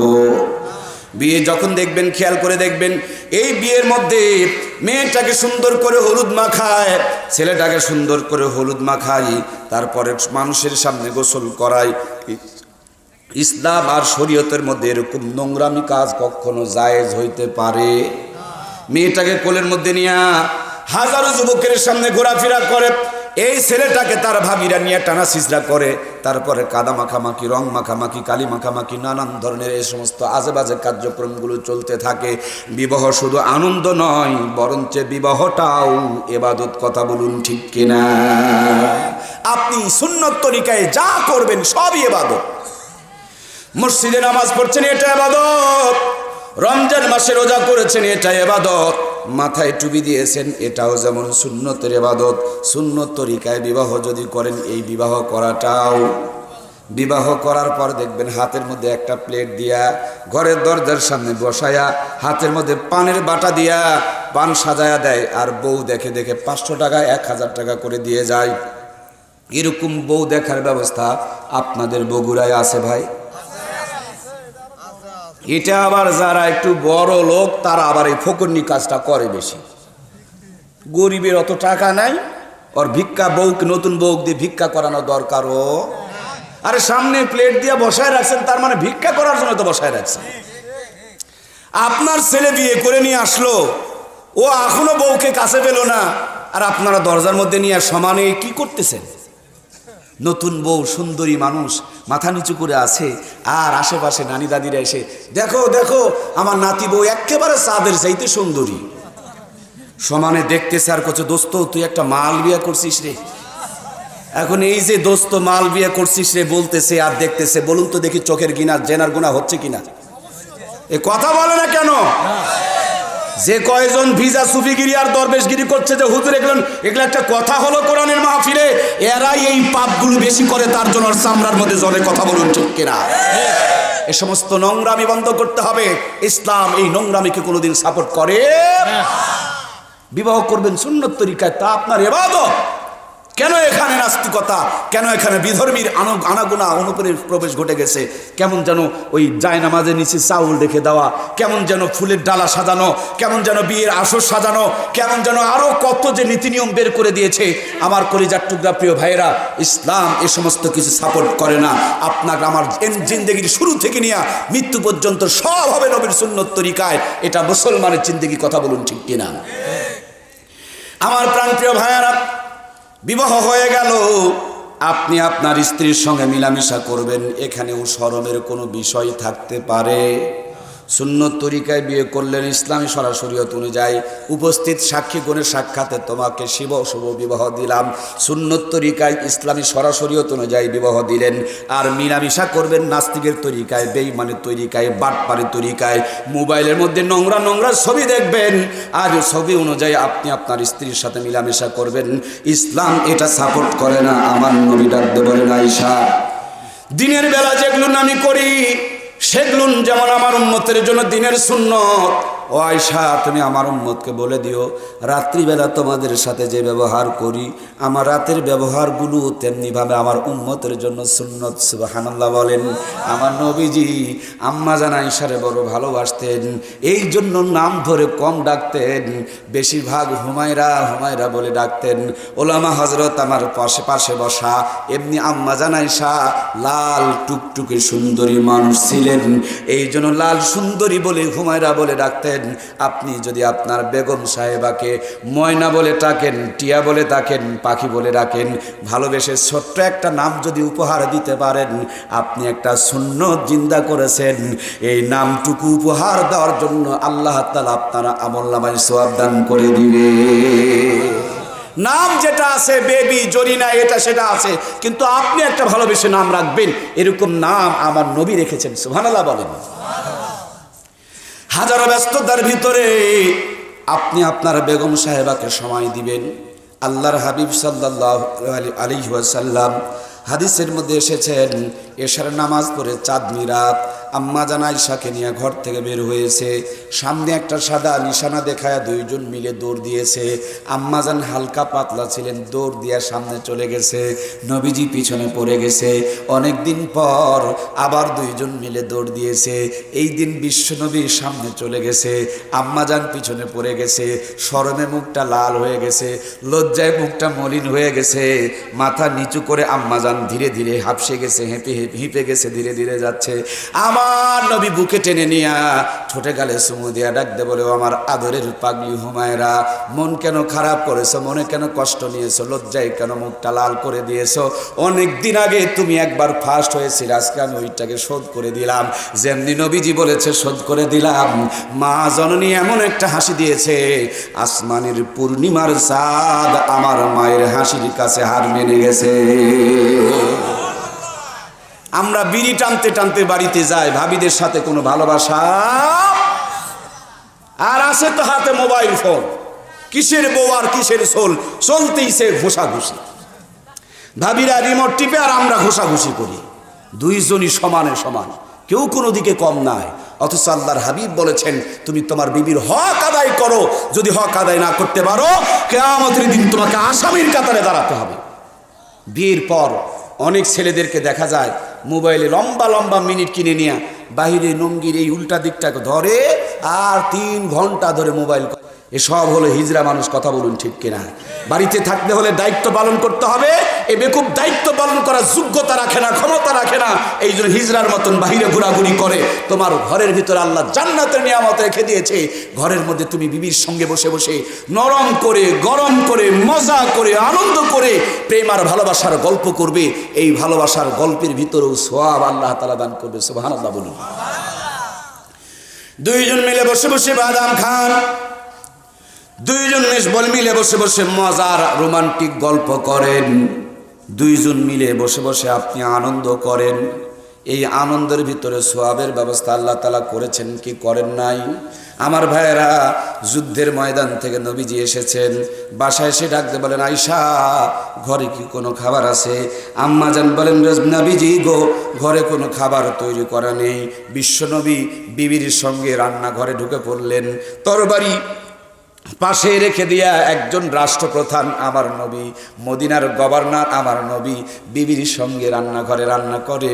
ও মুসলমান, তুমি তো সেই নবীর উম্মত, তুমিও ঘরের মধ্যে যাও, বিবির সঙ্গে সময় দাও, পেঁয়াজ কাটো, আলু ভর্তা করো, বেগুন ভর্তা করো, যদি পারো সরিষার তেলের শিপিটা খুলে দাও, সুন্নত তরিকা আমল করতে শুরু করে দাও, আলু ভর্তাও হবে, সওয়াবও আল্লাহ তাআলা দান করে দিবে। আম্মা জান আয়েশা বলেন আমি গিলাসের যেই জায়গায় ঠোঁট লাগায়া পানি পান করতাম, আমার নবী সেই জায়গাতে ঠোঁট লাগায় পানি পান করতেন। আমি হাড্ডির যেই জায়গাটা চাবায় চাবায় রেখে দিতাম, আমার নবী সেই জায়গাটাই চাবায় চাবায় তিনিও খাইতেন। আমার ভাইয়েরা, আল্লাহর হাবিবের স্ত্রী আম্মা জান আয়েশা বলেন এক মাঝে মাঝেই আমরা এক প্লেটের মধ্যে খেতে বসতাম, নবীজি আমাকে খাওয়ায় দিতেন, আমি আমার নবীজিকে খাওয়ায় দিতাম। ও মুসলমান, রিক্সা চালায় এসেছো, ভ্যান চালায় এসেছো, বড় কষ্ট করে দোকানদারি করেছো, সারাটা দিন দোকানে ঝগড়া করে এসেছো, তুমি যাদের কাছে বাকি পাবা তাদের সাথে ঝগড়া করেছো, বাসায় এসে মোসাম দেখায়ও না, শুধু তুমি কষ্ট করো নাই। এই ঘরের ভিতরে যে মা কাজ করে এই মারও কম ভূমিকা নাই, কম দায়িত্ব নাই।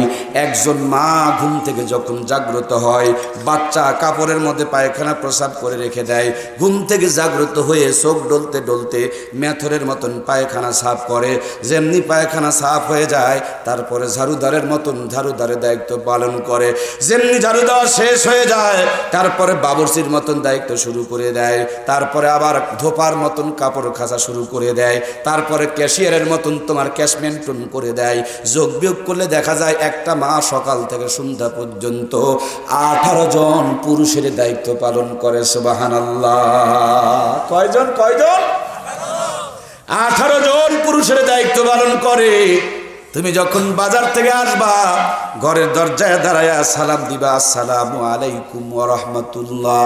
আমরা হুজুর দেখলে সালাম দেই, ইমাম দেখলে সালাম দেই, নেতা দেখলে সালাম দেই, বাড়ির বউকে সালাম।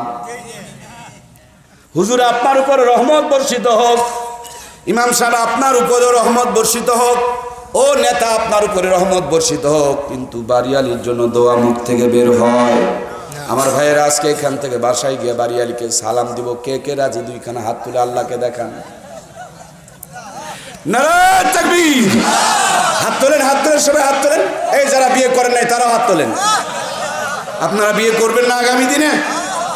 হ্যাঁ, অবশ্যই বিয়ে করবেন, তখন সালাম দিয়ে নেবেন। হাত তুলেন। আল্লাহ আমাদের হাতগুলোকে কবুল করো, বলুন আমিন। আয় আল্লাহ, কোরআনের জন্য, ইসলামের জন্য, সুন্নতের জন্য হাত তুলেছি, আমাদের সারা জীবন সুন্নতের উপর অটল থাকার তৌফিক দিয়ে দিও, জোরে বলুন আমিন। আজকে আলোচনা হচ্ছে ভালোবাসার উপরে। আপনাদের কষ্ট হচ্ছে না তো ভাইয়েরা? দরজার সামনে সালাম দিবেন, আসসালামু আলাইকুম ওয়া রাহমাতুল্লাহ। ভিতর দিক থেকে সালামের উত্তর আসবে ওয়া আলাইকুম আসসালাম ওয়া রাহমাতুল্লাহি ওয়া বারাকাতুহু ওয়া মাগফিরাতুহু ওয়া জান্নাতুহু। তারপরে কিছু নগদ, কিছু বাকি, কিছু অ্যাডভান্স, কিছু অগ্রিম, কিছু আরো কিছু বেশি কিছু। তার মানে ভালোবাসা এমন একটা আঠা, যদি একবার লেগে যায় আর খুলতে চাই। এই ভালোবাসা মুসলমান কোন সুন্নত তরিকায় বাধাইতে পারে? দরজার বাহির থেকে সালাম দিবেন, ঘরে কে গো? তোমাদের উপরে আল্লাহর জান্নাতের রহমত বরকত শান্তি বর্ষিত হোক। ওরা ভিতর থেকে উত্তর দিবে, বাইরে কে গো? তোমার উপর আল্লাহর জান্নাতের রহমত শান্তি বরকত মাগফিরাত নাজাত সব বর্ষিত হোক। দরজা খুলে দিল, মুস্কি একটা হাসি দিবেন। মা হাজার ব্যস্ত থাকেন, হাজার কষ্ট থাকেন, স্বামী বেচারি রিক্সা চালাইছে, ভ্যান চালাইছে, মানুষের বাড়িতে কাজ করেছে, 8 ঘন্টা ডিউটি করেছে, চামড়া পুড়িয়ে আল্লাহর বান্দা কত ঘাম ঝরিয়েছে। আপনি যদি ঘরে ঢোকা মাত্র ঠোঁটের মধ্যে একটা মুস্কি হাসি দিয়ে দিতে পারেন, যারা যারা বিয়ে করেছেন বুকে হাত দিয়ে নিয়ে বলেন তো দেখি ভাই, 8 ঘন্টা কষ্ট করে শরীর থেকে যেই পরিমাণ এনার্জি লস হয়েছে, কষ্ট হয়েছে, ঘাম ঝরেছে, বিবির মুখে মুস্কি যদি একটা হাসি দেখে, মুহূর্তের ভিতরে 8 ঘন্টার সমস্ত কষ্টগুলো পানির মতন মিশে চলে যায়। ভাবি সাহেবা হাসি দিবে আর আপনি বিড়ি টানবেন। এক মুখা ভালোবাসা হবে না, 2 মুখা ভালোবাসা লাগবে। কথা বলেন ঠিক কিনা? যদিও অনেক কষ্ট, পেটটা ব্যথা, শরীরটা খারাপ, কিন্তু ওই বেচারির মুখের হাসি দেখে আপনিও ঠোঁটটা ব্যাখ্যা করে একটা হাসি দিয়ে দেন, ওরও সারাদিনের সব কষ্টগুলো মুহূর্তের মধ্যে মুছে যাবে। কথা বলুন ঠিক কিনা? আমার প্রাণপ্রিয় ভাইয়েরা, সেই জন্য নবীর উম্মত, আপনাকে আমাকে নবীজির সুন্নতগুলোকে জিন্দা করতে হবে। আল্লাহর হাবিব বলেন, মান আহাব্বা সুন্নতি ফাকাদ আহাব্বানি ওয়া মান আহাব্বানি কানা মাই ফিল জান্নাহ। আল্লাহর হাবিব কত সুন্দর জিন্দেগি যাপন করেছেন, কত দামি নবী আল্লাহ তাআলা আমাদেরকে দান করেছেন। জামাই আর শ্বশুর একই প্লেটের মধ্যে খেতে বসেছেন। জামাই হলেন হযরতে আলী, শ্বশুর হলেন বিশ্বনবী মুহাম্মদুর রাসূলুল্লাহ সাল্লাল্লাহু আলাইহি ওয়াসাল্লাম। আজকে জামাই আর শ্বশুর যারা আছেন, কেমন করে ব্যবহার করবেন, কেমন করে আচরণ করবেন, আমার নবী কত সুন্দর করে শিখিয়ে দিয়েছেন। জামাই আর শ্বশুর এক প্লেট থেকে খেজুর খায়, নবীজি খেজুর খায় আর আলীর সামনে বিচিগুলোকে রেখে দেয়, খেজুর খায় আর আলীর সামনে বিচিগুলো রেখে দেয়। যখন খেজুর খাওয়া শেষ হয়ে গেছে, বিশ্ব নবী মুস্কি একটা হাসি দিয়া বলেন, আলী আজকে অনেকগুলো খেজুর খাইছে। সুবহানাল্লাহ বলেন না? কি নবী পাইলাম, মাশাআল্লাহ। নবী আমার আনন্দও শিখাই দিয়েছেন। সুবহানাল্লাহ বলেন না ভাই? একটু হাসবেন, একটু আনন্দ করবেন, এনজয় করাটাও নবীজি শিখাইছেন। জামাই তো দামি জামাই, জামাই তো বুদ্ধিমান জামাই। জামাই কয়, জি আমি আজকে বেশি খেজুর খেয়েছি। কেউ আবার আজকে খেজুরও খাইছে, বিচিও খাইছে। সুবহানাল্লাহ বললেন না?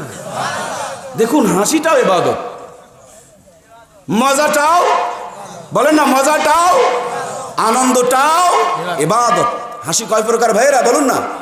হাসি 3 প্রকার। সবচেয়ে দামি হাসি মুস্কি হাসি, যেটা জান্নাতি হাসি, যেই হাসি আমার নবীর ঠোঁটের মধ্যে সবসময় লেগে থাকতো।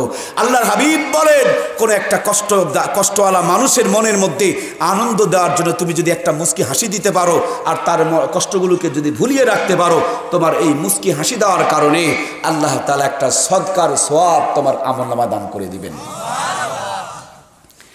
আমার প্রাণে ভাইয়েরা, আমরা কোন নবী পেলাম?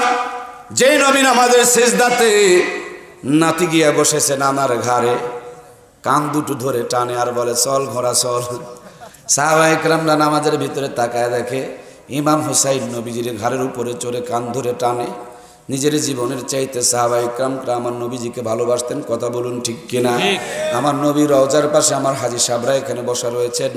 আমার নবীর রওজার উপরে শুধু একটাই আয়াত লেখা আছে, যদি আমার নবীর আওয়াজের চাইতে তোমাদের আওয়াজটা লম্বা হয়ে যায়, আল্লাহ বলেন তোমাদের আমলগুলো বরবাদ করে দিব।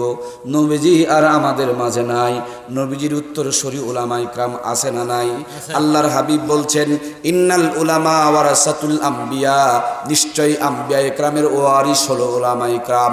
নবীর সামনে যদি জোরে আওয়াজ করে কথা বললে আমল বরবাদ হয়ে যায়, আলেমদের সামনে তেমনি জোরে জোরে কথা বললে তাদেরও আমলগুলো বরবাদ হয়ে যায়। আলেমকে সর্বোচ্চ সম্মান করতে হবে, কারণ নবী নাই, নবীর উত্তরসূরি হলো তারা। কিন্তু বাড়িতে বইয়ের ভয়ে কথা বলতে পারে না। যদি বইয়ের সামনে জোরে কথা বলে তখন ঝাঁটা ধরে।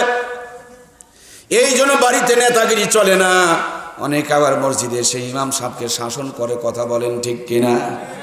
এগুলো হলো মাগিমার খা পুরুষ। কথা বলেন ঠিক না ব্যাঠিক? বইয়ের সাথে পারে না, ইমামের উপরে ঝাড়ি লাগায়। এই কাজগুলো ভালো হইতে পারে। আমার প্রাণের ভাইয়েরা, নবী আলাইহিস সালাম নামাজের ভিতরে হযরত জিবরিল এসে ডাকতে বলেন, নবীজি গো, আপনার পায়ের মোজার নিচে নাপাকি ভরে আসে, আপনি মোজাটা খুলে ফেলে দেন। বিশ্বনবী মোজা খুলে ফেলে দিতেছেন। সাহাবায়ে কেরামরা কেমনি যেন দেখে ফেলেছেন নবীজি মোজা খুলতেছে, ওরাও পায়ের থেকে মোজা খুলে ফেলে দিয়েছেন। সালাম শেষ করার পর আমার নবী ডাক দিয়ে বলেন, আমি তো মোজা খুলেছি, তোমরা খুলেছো কেন? সাহাবায়ে কেরামরা বলেন, নবীজি গো, আপনি মোজা খুলেছেন, আপনার অনুকরণ করেছি। আল্লাহর হাবিবের দুই চোখে পানি চলে আসলো। আজ কপাল পোড়া মুসলমান নবীজির সুন্নত আমল করে না। যারা নবীজির সুন্নতগুলো আমল করে তাদেরকে দেখতেও,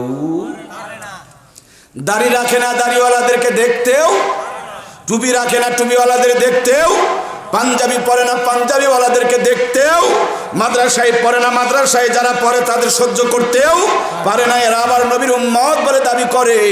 নবীর মতে মত তাকে বলে নবীর উম্মত।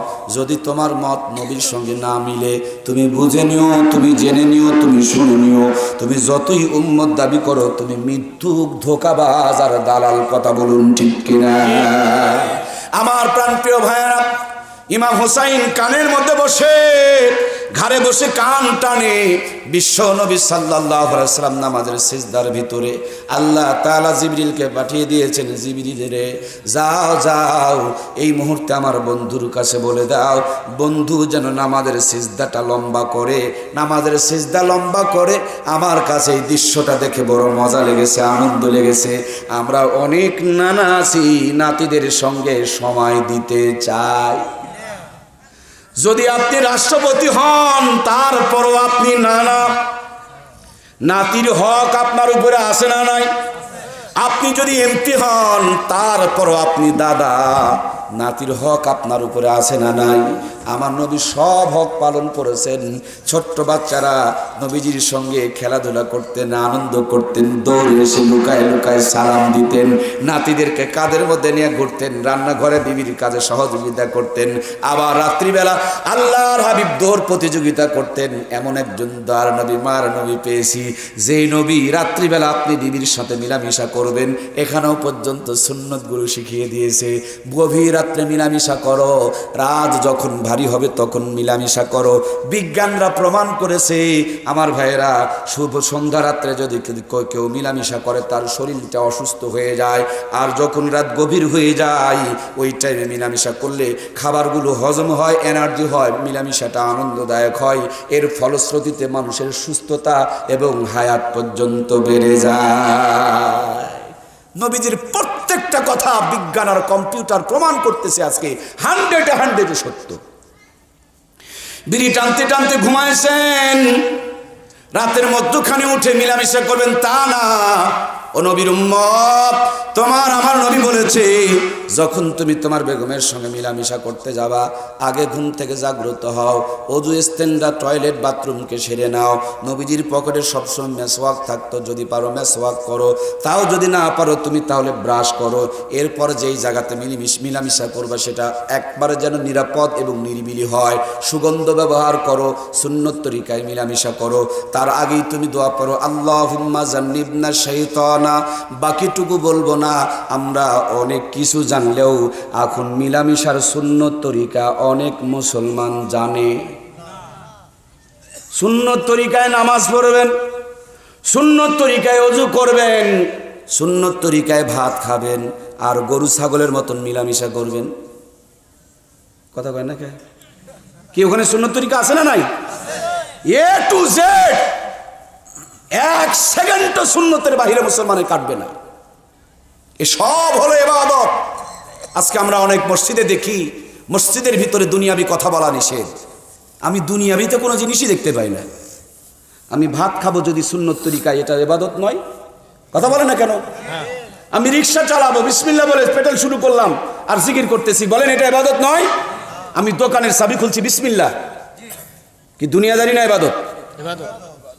আমি চেয়ারম্যান, বিচার করছি নবীর সুন্নত তরিকায়, বলুন দুনিয়াদারি না ইবাদত? ইবাদত। কোথায় দুনিয়াদারি পেলেন আপনি?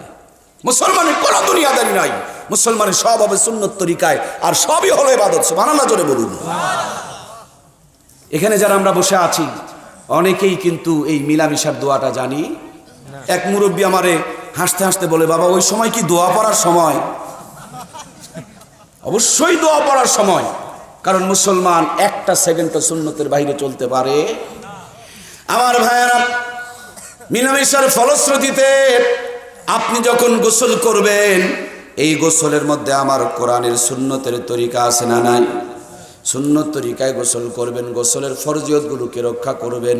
অনেক শিক্ষিত জ্ঞানী গুণী ভাইয়েরা আছে, যদি জিজ্ঞেস করেন গোসলের ফরজ কয়টা, কেউ বলবে 6টা, কেউ বলবে 9টা। যদি জিজ্ঞেস করেন গোসলের নিয়তটা কি, অনেকেই বলবে নাওয়াইতুন গোসলা, সাবান দিয়া কসলা।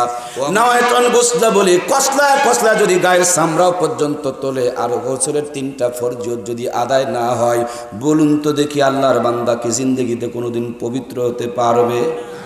ও যদি গোসল ফরজ আদায় না হয়, তাহলে তার ওযু করলে ওযু হবে। ওযু যদি না হয় নামাজ হবে। নামাজ যদি না হয়, বিপদের সময় ঝড় আসলে দোয়া করবে রব্বানা যালামনা। ঝড় বাড়বে না কমবে? এই তো আপনারাই তো উত্তর দিচ্ছেন ভালো। ও গোসল যদি ভালো হয় ওযু হবে, ওযু যদি হয় নামাজ হবে, আর নামাজ যদি হয় দোয়া করলে দোয়া কবুল করবেই করবে আল্লাহ। কথা বলেন ঠিক কিনা? গোড়াতেই আমাদের ভুল, সেই জন্য আমাদের সব উল্টাপাল্টা হয়ে যাচ্ছে। আমার কলিজার টুকরা ভাইয়েরা, গোসল করতেছেন, গোসলের পানিগুলো আপনার ধুলাবালি ময়লাগুলো পরিষ্কার করে দেয়। শুধু ধুলাবালি ময়লা নয়, এই গোসলের পানির ভিতর দিয়া আল্লাহ বান্দাবান্দির জিন্দেগির সগীরা গুনাহগুলোকে ধুইয়া ধুইয়া পাপ করে দেয়। আমার নবী বয়ান করছেন, আম্মা জান আয়েশা সিদ্দিকা রাদিয়াল্লাহু তাআলা আনহা বসে বসে শুনতেছেন। আম্মা ডাক দিয়ে বলে, নবীজি গো, কিয়ামতের ময়দানে মুসিবতের আদালতে আপনার গুনাহগার উম্মতগুলোকে আপনি খুঁজে খুঁজে কেমনে বের করবেন? বিশ্ব নবী ডাক দিয়ে বলেন, আয়েশা রে, হাজারো ঘোড়ার মাঝে একটা ঘোড়ার মাথা যদি সাদা থাকে, বলো তো দেখি ওই ঘোড়াটাকে খুঁজে পাওয়া যাবে কিনা? আম্মা জান বলেন, অবশ্যই খুঁজে পাওয়া যাবে, কোনো কষ্টই হবে না। আল্লাহর হাবিব ডাক দিয়ে বলেন, আয়েশা, এই কনকনা শীতের ভিতরে আমার গুনাহগার উম্মতগুলো ঠান্ডা পানি দিয়ে ওযু করে, ওযুর পানির ভিতরে আল্লাহ এত ক্ষমতা, এত বরকত আর এত মহত্ব রেখেছেন যে অঙ্গ প্রত্যঙ্গগুলো ওযু আর গোসলের পানি দিয়ে ধৌত করা হয়। কিয়ামতের দিন আল্লাহ তাবারক তাআলা ওই অঙ্গ প্রত্যঙ্গগুলোকে রড বাল্বের চাইতে কোটি কোটি আলোকবর্তিকা, আলোর বাতি বানিয়ে দিবে, আর আমি নবী খুঁজে খুঁজে তাদেরকে জান্নাতে নিয়ে যাব। আমাদের ইমামে আবু হানিফা আসরে নামাজ পড়ে ছোট্ট একটা জলচকিতে বসে কিতাব মোতালা করছেন। এক চোর বেচারি চুরি করে এসে ওযু করতেছে, ওযুর পানিগুলো ডেন দিয়ে গড়ে গড়ে যাচ্ছে। ইমাম সাহেব তাকায় দেখে ওযুর পানির ভিতরে গুনাহ। একবার পানির দিকে তাকায়, আর একবার চোরের মুখের দিকে তাকায়, আবার কিছু টাইম কিতাব মোতালা করে। যেমনি চোরের ওযু করা হয়ে গেছে, কাছে ডাক দিয়ে নিয়ে মাথায় হাত বুলায় বলছে, বাবা তুমি কি আজকে চুরি করেছো নাকি? চোর তো অবাক, আমি চুরি করলাম। হুজুর আপনি মসজিদের থেকে বুঝলেন কেমনে? চোর বলে, হযরত আপনি বুঝলেন কেমনে? আল্লাহ রাখতে বলে, বেটা কেউ যদি সরিষার তেল ব্যবহার করে, কেরোসিনের তেল ব্যবহার করে, তারপরে যদি পানি দিয়ে ধৌত করে, বলো তো রে বাবা, পানির উপর দিয়ে তেলগুলো ভেসে ভেসে যাবে কিনা? চোর মাথায় ঝুঁকায় বলে, অবশ্যই ভেসে ভেসে যাবে। আল্লাহর ওলি ডাকতে বলে, বেটা সাবান মাখলে সাবান যদি তোর ময়লা পরিষ্কার করতে পারে, ওযুর পানির ভিতরে আল্লাহ এত বড় ক্ষমতা শক্তি দান করে রেখেছেন। ওযু শুধু ওযুর পানি নয়, আপনি যতই পবিত্র অবস্থায় থাকেন আর যত লক্ষবার ওযু করেন না কেন, যতবার ওযু করবেন ওযুর পানি না পাক, যতবার ওযু করবেন ওযুর পানি না পাক, যতবার ওযু করবেন ওযুর পানি না পাক। কারণ এই ওযুর পানি প্রসাব আর পায়খানা যদিও না মিশে, কিন্তু ওযুর পানি জিন্দেগির গুনাহগুলোকে ধুইয়া ধুইয়া মাফ করে দেয়। আমরা তাদেরই বংশধর। আল্লামা কাসিম নানুতুবি রহমাতুল্লাহি আলাইহি, অথবা ভারতের আমার ভাইরা দারুল উলুম দেওবন্দের আব্দুল আজিজ মুহাদ্দিস দেওলভী রহমাতুল্লাহ আলাই, দুইজনের যে কোনো একজন মুরিদের বাড়িতে গিয়েছেন। মুরিদ বেচারি মাটির বদনায় করে ওযুর পানি দিয়েছে। আল্লাহর বান্দা বদনার পানি মুখের মধ্যে নিয়েছেন, ওযু করবেন, মুখে পানি না মাত্রই যেন তার চোখ দুটো বড় বড় হয়ে গেল। তিনি যেন কিংকর্তব্য বিমূঢ় হয়ে গেলেন। শাগরিদদেরকে কাছে ডেকে নিলেন, সূরা ফাতিহা তেলাওয়াত করতে বললেন, সূরা ইখলাস পড়তে বললেন, কয়েক মর্তবা দরুদ শরীফ পড়ে আল্লাহর নামের জিকির করে আল্লাহর কাছে দুইখানা হাত উত্তোলন করলেন। ওগো আল্লাহ, যেই মাটি দিয়া এই বদনা বানানো হয়েছে, ওই এলাকার কবরে ভয়ানক আযাব চলতেছে, আল্লাহ তুমি ওই এলাকার কবরে আযাবগুলোকে মাফ করে দাও। অনেকক্ষণ দোয়া কান্নাকাটি করার পর যখন হাতটা মুখ থেকে মুছে যখন দোয়া পড়লেন, শেষ করে দিলেন, এরপর মুখের মধ্যে আবার পানি নিলেন। হুজুরের মুখে হাসি ফিরে আসলো। সুন্দর করে তিনি ওযু করলেন, নামাজ পড়লেন। সাগরিদেরা কাছে গিয়া বলছেন, হযরতজি আজকে যেন ওযুর মধ্যে আপনাকে ব্যতিক্রম কিছু দেখলাম, কারণটা কি? আল্লাহর ওলি একদম বলে, বাবা, যে এলাকার মাটি দিয়া এই বদনা বানানো হয়েছে, ওই এলাকার কবরে এত ভয়ানক আযাব চলতেছে যে আযাবের কারণে ওই এলাকার কবরের মাটির সাথে যে মাটিগুলো লেগে আছে, আশপাশের মাটিগুলো পর্যন্ত তিতা হয়ে গেছে। আর এই তিতা মাটি দিয়া বদনা বানাইছে, বদনার পানিগুলো পর্যন্ত তিতা হয়ে গেছে।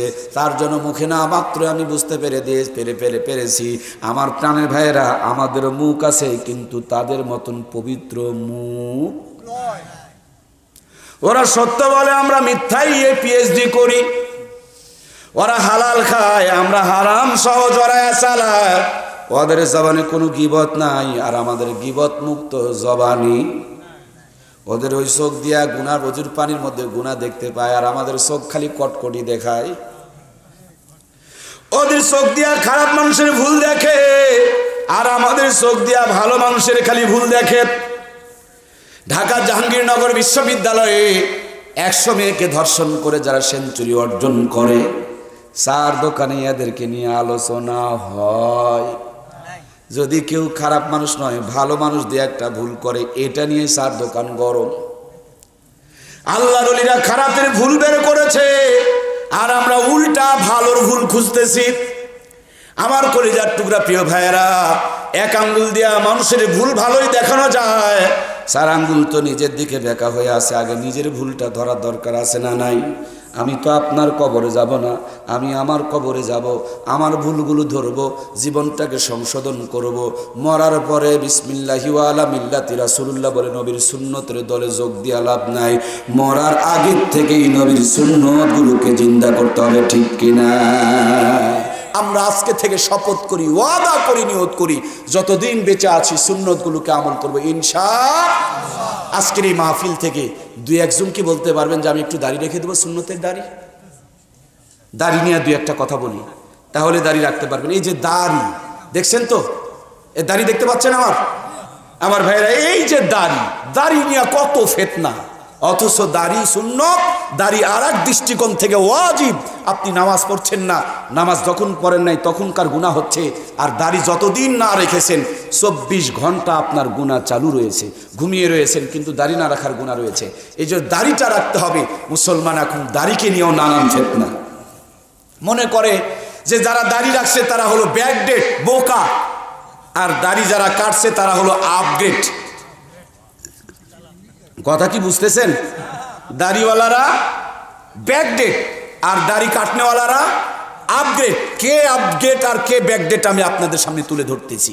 আমার ভাইরা, ব্রিটেনের এক বিশ্ববিদ্যালয়ে দাড়ি নিয়ে গবেষণা শুরু হয়েছে। দাড়ি, মুসলমানদের দাড়ি কেন এত গুরুত্বপূর্ণ, বিশ্বনবী কেন দাড়ির প্রতি এত গুরুত্ব দিয়েছে, এরা দাড়ি নিয়ে গবেষণা করতে করতে চমৎকার কিছু তথ্য বের করে নিয়ে এসেছে।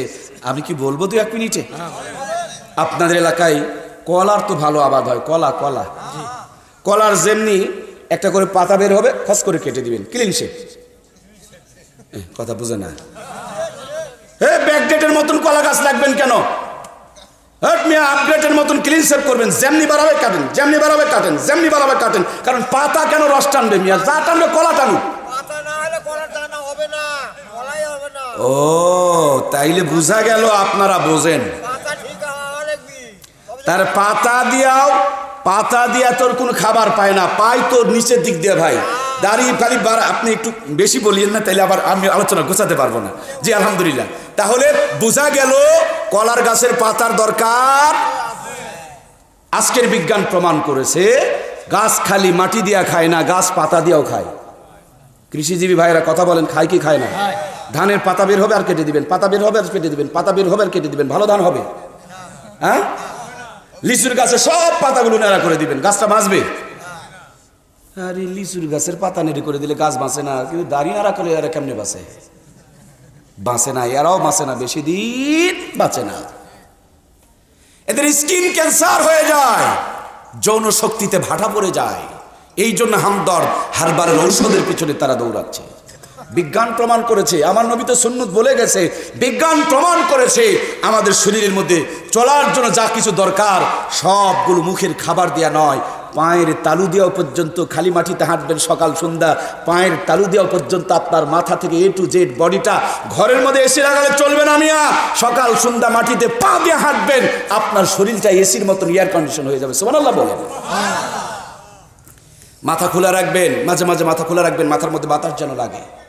মাঝে মাঝে সকালবেলা সূর্য যখন পূর্ব দিকে উঠবে শীতের দিনে শরীরের মধ্যে রোদ লাগাবেন, ভিটামিন ডির ঘাটতি পূরণ হয়ে যাবে। আমার কলিজার টুকরা প্রিয় ভাইয়েরা, এই শরীরের মধ্যে যত ধরনের খাবারের দরকার সবগুলো মুখ দিয়ে ঢুকানো যায় না, কিছু পা দিয়ে ঢুকে, কিছু হাত দিয়ে ঢুকে, কিছু আলো দিয়ে ঢুকে, কিছু আবহাওয়ার মধ্যে দিয়ে ঢুকে, আবার কিছু হলো এই অঙ্গ প্রত্যঙ্গ পশম দাড়ির মধ্য দিয়েও ঢুকে। জোরে বলুন না সুবহানাল্লাহ। বিজ্ঞানীরা প্রমাণ করেছে দাঁড়িয়ে যারা কাটে তাদের শরীর গবেষণা করেছে, দাড়ি যারা কাটে না তাদের শরীর গবেষণা করেছে। দাড়ি যারা হওয়া মাত্রই কাটে, প্রত্যেক দিন ক্লিন শেভ করে, এদের স্কিন ক্যান্সার হওয়ার সম্ভাবনা আছে, এদের যৌন শক্তিতে ভাটা পড়ে যাওয়ার সম্ভাবনা আছে।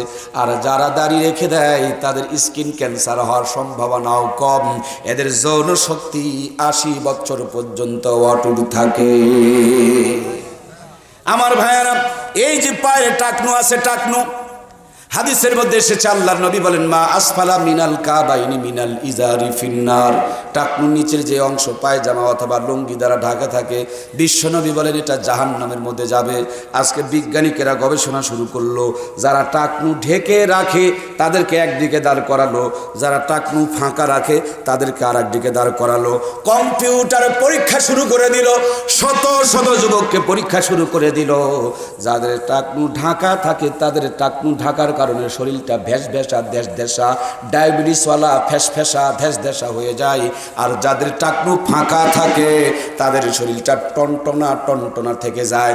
আমার ভাইরা বোঝানোর জন্য বলতেছি, আপনারা সৌর বিদ্যুৎ তো চিনেন, উপরে একটা সোলারের প্যানেল থাকে, নিচে কয়েকটা তার দিয়া বাল্বগুলো নিচে ঝুলানো থাকে।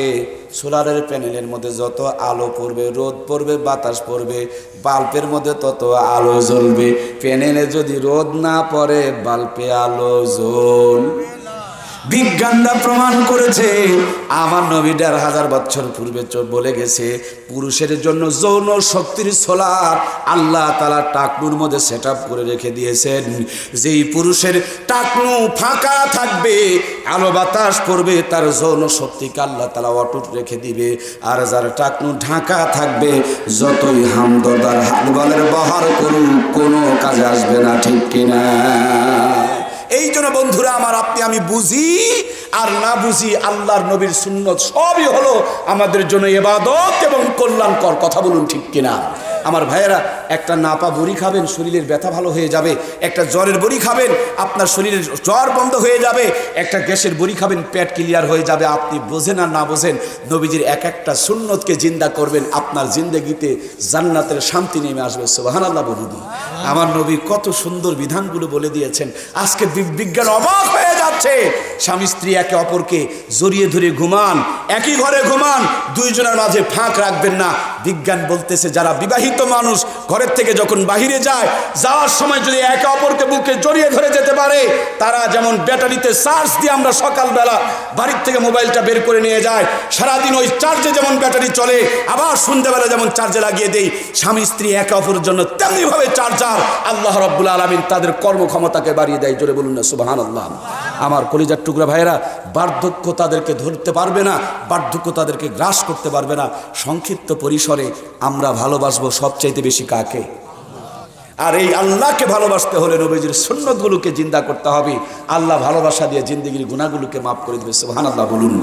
আজ এই নবীর সুন্নতকে জিন্দা করার জন্য একটা মানুষও কি পাবো যে মুখে একটু দাড়ি রাখবেন? একজন কি কেউ আছেন?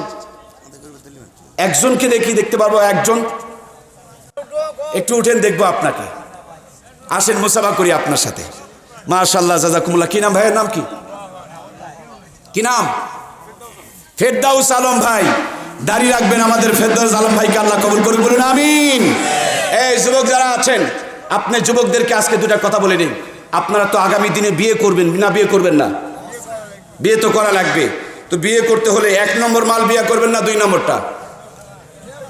এ কথা কয় না কেন? হাসির আবার কি আছে? এখন তো 2 নম্বরেই দেশটা ভরে যাচ্ছে, কথা বলেন ঠিক কিনা? এই জন্য আপনারা 1 নম্বর তো বিয়ে করতে চান নাকি বলেন? 1 নম্বর বিয়ে করতে হলে 1 নম্বর কাজ আপনাকে করতে হবে, মুখে দাড়ি রাখতে হবে। যদি আপনি মুখে দাড়ি রাখেন তাহলে আপনি 1 নম্বর বউ পাবেন, নসেদ আপনি 1 নম্বর বউ পাবেন। আপনারা বলবেন যে বোকা হুজুরক দাওয়াত দিছে। আরে মুখে দাড়ি থাকলে তো মেয়েরা লাইক করে না, মুখে দাড়ি রাখলে মেয়েরা বিয়ে করতে চায় না। আমি আপনাদেরকে বলবো, হ্যাঁ, আপনি যদি 1 নম্বর চান তাহলে মুখে দাড়ি রেখে দেন, আর যদি 2 নম্বর পেতে চান তাহলে দাড়ি কেটে ফেলে দেন। কারণ যারা 2 নম্বর মেয়ে, যারা বাজে মেয়ে, যারা খারাপ মেয়ে, এরা ভালো করে জানে দাড়িওয়ালা কোনোদিন তার বউকে যেখানে সেখানে যেতে দেবে না। জোরে বলেন যেতে দেবে না। আর একটু জোরে বলেন যেতে। এই জন্য 2 নম্বর মেয়ে কোনোদিন দাড়িওয়ালা ছেলেকে বিয়ে করবে না, কারণ দাড়িওয়ালা ছেলেকে বিয়ে করলে সে যেখানে সেখানে যেতে পারবে না। 2 নম্বর মেয়ের থেকে যদি বাঁচতে চান আগে মুখে দাড়ি রেখে দেন, তাহলে 2 নম্বর মেয়েগুলো আপনাকে লাইক করবেন না, আপনি 2 নম্বর থেকে বেঁচে যাবেন। কথা বলুন ঠিক কিনা? এখন আমার ভাইয়েরা তো খুব খুশি, যারা বিয়ে করেনি তারা অনেক খুশি, দাড়ি রাখার নিয়ত করছে মনে মনে। কিন্তু পর্দার আড়ালে আমার বোনেরা চিন্তা করতেছে, হুজুর আপনি না ছেলেদের জন্য বললেন 1 নম্বর বউ পাওয়ার আলামত, 1 নম্বর বউ পাওয়ার বুদ্ধি, কিন্তু আমরা মেয়েরা যদি 1 নম্বর স্বামী পেতে চাই তাহলে আমাদের বুদ্ধি কি? মায়েদের জন্য কিছু কথা বলা দরকার আছে না নাই? এই জন্য আমি আমার বোনদের জন্য বলতে চাই, আপনারা যদি 1 নম্বর ছেলেকে বিয়ে করতে চান তাহলে দাড়িওয়ালাকে বিয়ে করবেন। কারণ যার মুখে দাড়ি আছে সে একটা সিনেমার পোস্টারের দিকেও তাকিয়ে থাকতে, কথা বলেন না, পারে সিনেমার পোস্টার দিকে তাকালেই দাড়ি তাকে বারবার সিগন্যাল দেয়, না রে না, তোর মুখে দাড়ি আছে, তোর দ্বারা এটা করা ঠিক হইতে পারে। যে লোকটা সিনেমার পোস্টারেই দেখতে পারে না তার দ্বারা খারাপ কিছু সম্ভব হইতে পারে না। সুতরাং আপনি যদি দাড়িওয়ালাকে বিয়ে করেন তাহলে 1 নম্বর মাল পাবেন। আর দাড়ি যে রাখে নাই বুঝতে হবে তার চরিত্র ভালো। ওই যেটে সেটে যাবা চাই, যা খুশি তাই করবার চাই, তার জন্য মুখে দাড়ি রাখে নাই। এই জন্য আমার কলিজার টুকরা ভাইরা, শেষ বেলায় আনন্দের মধ্য দিয়াও হলো আপনাদেরকে দাড়ির উপরে কিছু উদ্বুদ্ধ করেছি। আল্লাহ তাবারক তাআলা জি মাশাআল্লাহ জাযাকুমুল আহসানাকুমুল জাযা, আল্লাহ তাআলা আমার ভাইকে কবুল করুক। আল্লাহ তাআলা আমাকে 11 বার পবিত্র হজে নিয়েছেন। আপনাদের এলাকার আমার জয়নাল মাস্টার বড় ভাই, নুরুল ইসলাম বড় ভাই সহ অনেক হাজী সাহেব, আমার মন্টু ভাই এসেছেন, এই যে হাজী সাহেবরা আছেন, ওনাদেরকে আমি চিনি। আলহামদুলিল্লাহ, আল্লাহর ঘরে গিয়ে আপনাদের জন্য, আপনাদের এই প্রতিষ্ঠানের জন্য দোয়া করব। ভাইরা আমার সাথে মোনাজাত পর্যন্ত আছেন তো ইনশাআল্লাহ? اللهم آمين. ربنا ظلمنا وإن لم تغفر لنا وترحمنا لنكونن من الخاسرين. ربنا لا تزغ قلوبنا بعد إذ هديتنا وهب لنا من لدنك رحمة إنك أنت الوهاب. وقل رب ارحمهما كما ربياني صغيرا. رب ارحمهما كما ربياني صغيرا. رب العالمين. আয় আল্লাহ, আরামের ঘুমকে হারাম করে নরম বিছানায় লাথি মেরে রহমত আর বরকত মাগফিরাতের আশা হৃদয়ের মধ্যে ধারণ করে তোমার আলিশান দরবারে 2খানা হাত উত্তোলন করেছি। মেহেরবানি করে আমাদের জিন্দগির সমস্ত গুনাহগাতাগুলো মাফ করিয়ে দাও। কঠিন কিয়ামতের দিন মুসিবতের আদালতে আজকের মাহফিলখানা শ্রোতা বক্তা কর্তৃপক্ষ এলাকাবাসী সকলের জন্য নাজাতের জরিয়া বানায়া দাও।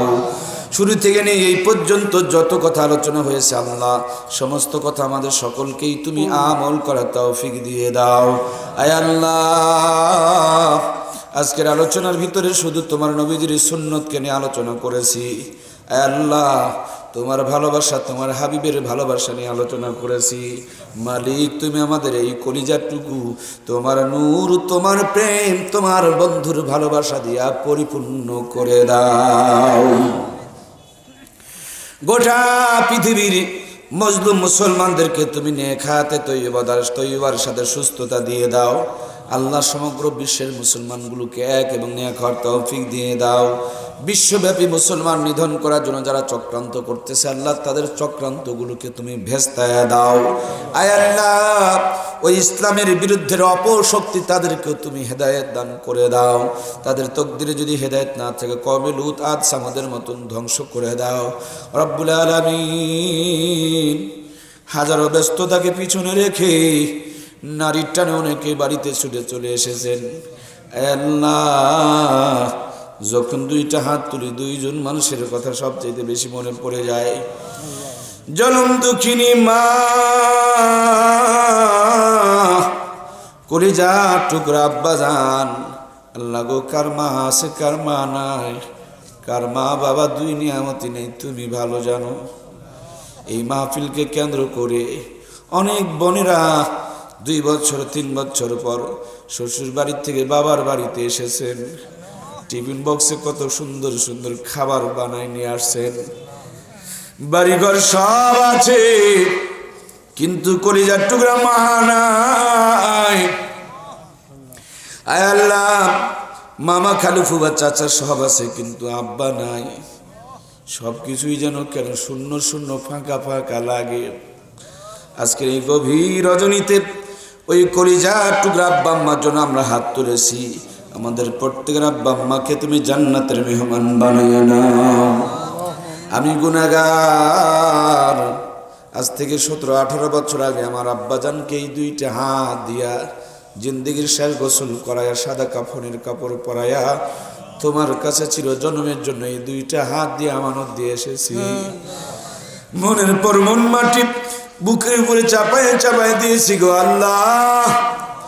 আজকের আনন্দ কোন মুহূর্তে কোরআনুল কারীমের মাহফিল থেকে গভীর রজনীতে তার জন্য 2টা হাত তুলেছি। তোমার শিখানো ভাষায় তোমার কাছেই প্রার্থনা জানাই, অকুর রব্বির হামহুমা কামা রব্বায়ানি সাগীরা। মালিক আমাদের আব্বা আম্মা ছোটবেলাতে না খেয়ে আমাদের খাওয়াইছেন, নিজে না পড়ে আমাদের পড়াইছেন, কনকনা শীতের মধ্যে থেকেও আমাদের বুকের মধ্যে রেখেছেন। আল্লাহ ময়লা কাপড় পরিষ্কার করে ঈদের মাঠে গিয়েছেন, তারপর আমাদের নতুন কাপড়ের ব্যবস্থা করে দিয়েছেন। শুধু আমাদের মুখে হাসি ফোটানোর জন্য ভালো করে খেতে পারেন নাই, ভালো করে ঘুমান নাই।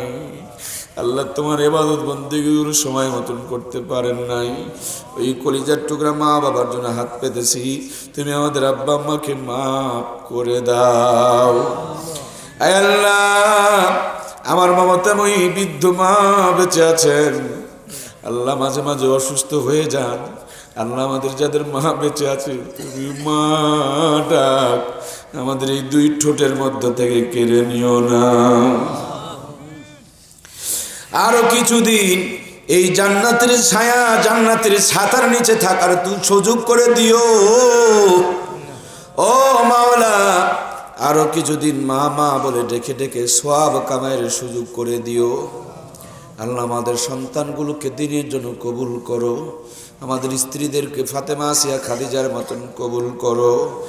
আল্লাহ জীবনের সবচেয়ে বড় তামান্না সোনার মক্কার মদিনা, মক্কা মদিনা না দেখা কবরে রাখ দিও না।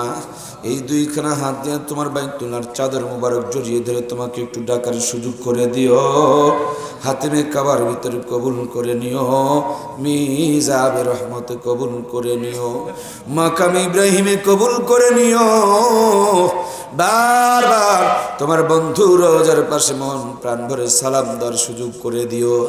একদিনের জন্য হলো ঘুমের ঘরে তোমার বন্ধুর বরকতে চেহারা মুবারক দেখায়া দিও। আল্লাহ আমার ছোট্ট হজ কাফিলা মুর্শিদে মক্কা মদিনা হজ কাফিলা তুমি কবুল আর মঞ্জুর করে নিও। আয় আল্লাহ আমার প্রাণপ্রিয় শ্রদ্ধেয় বড় ভাই জনাব আল্লাহ জয়নাল মাস্টার নুরুল ভাই, আয় আল্লাহ আমার মন্টু ভাই সহ স্টেজে যে সমস্ত হাজী সাহেব ভাইরা বসে আছেন, নিচে যারা বসে আছেন, সকলকে তোমার কুদরতে হাতে তুলে দিলাম। তাদের জান মালে নিরাপত্তাকারী তুমি হয়ে যাও আল্লাহ। যতজন আমিন আমিন করছি আল্লাহ সকলেই তোমার কাছে 2খানা হাত তুলে ফরিয়াদ জানাইতেছি, মক্কা মদিনা না দেখা কাউকে কবরে ডাক দিও না আল্লাহ।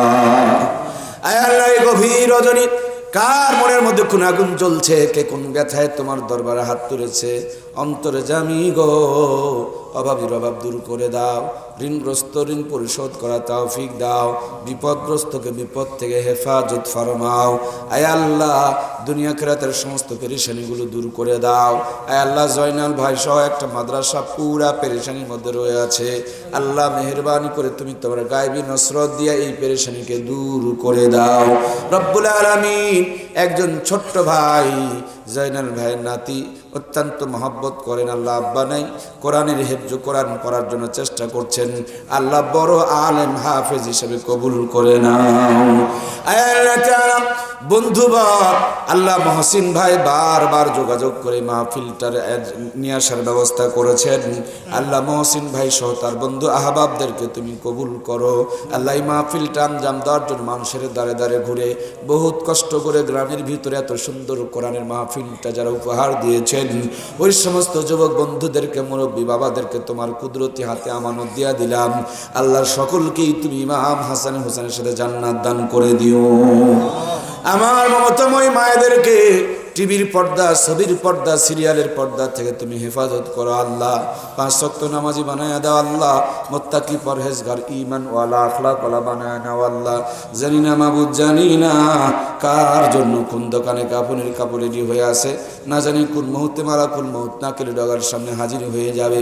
ওই মুহূর্তে আসার পূর্বে পূর্ণ মুমিনে কামিল বানায়া নিও, তাওবাতুন নাসুহা নসিব করে দিও। পবিত্র রমজান মাসে রোজার হালতে জুমার দিনে ঈমানের সাথে মওত দিও। মওতের সময় আমাদের সকলের জবানে আখিরি কালিমা, মধুর কালিমা, জান্নাতি কালিমা জারি করে দিও, লা ইলাহা ইল্লাল্লাহু মুহাম্মাদুর রাসূলুল্লাহ।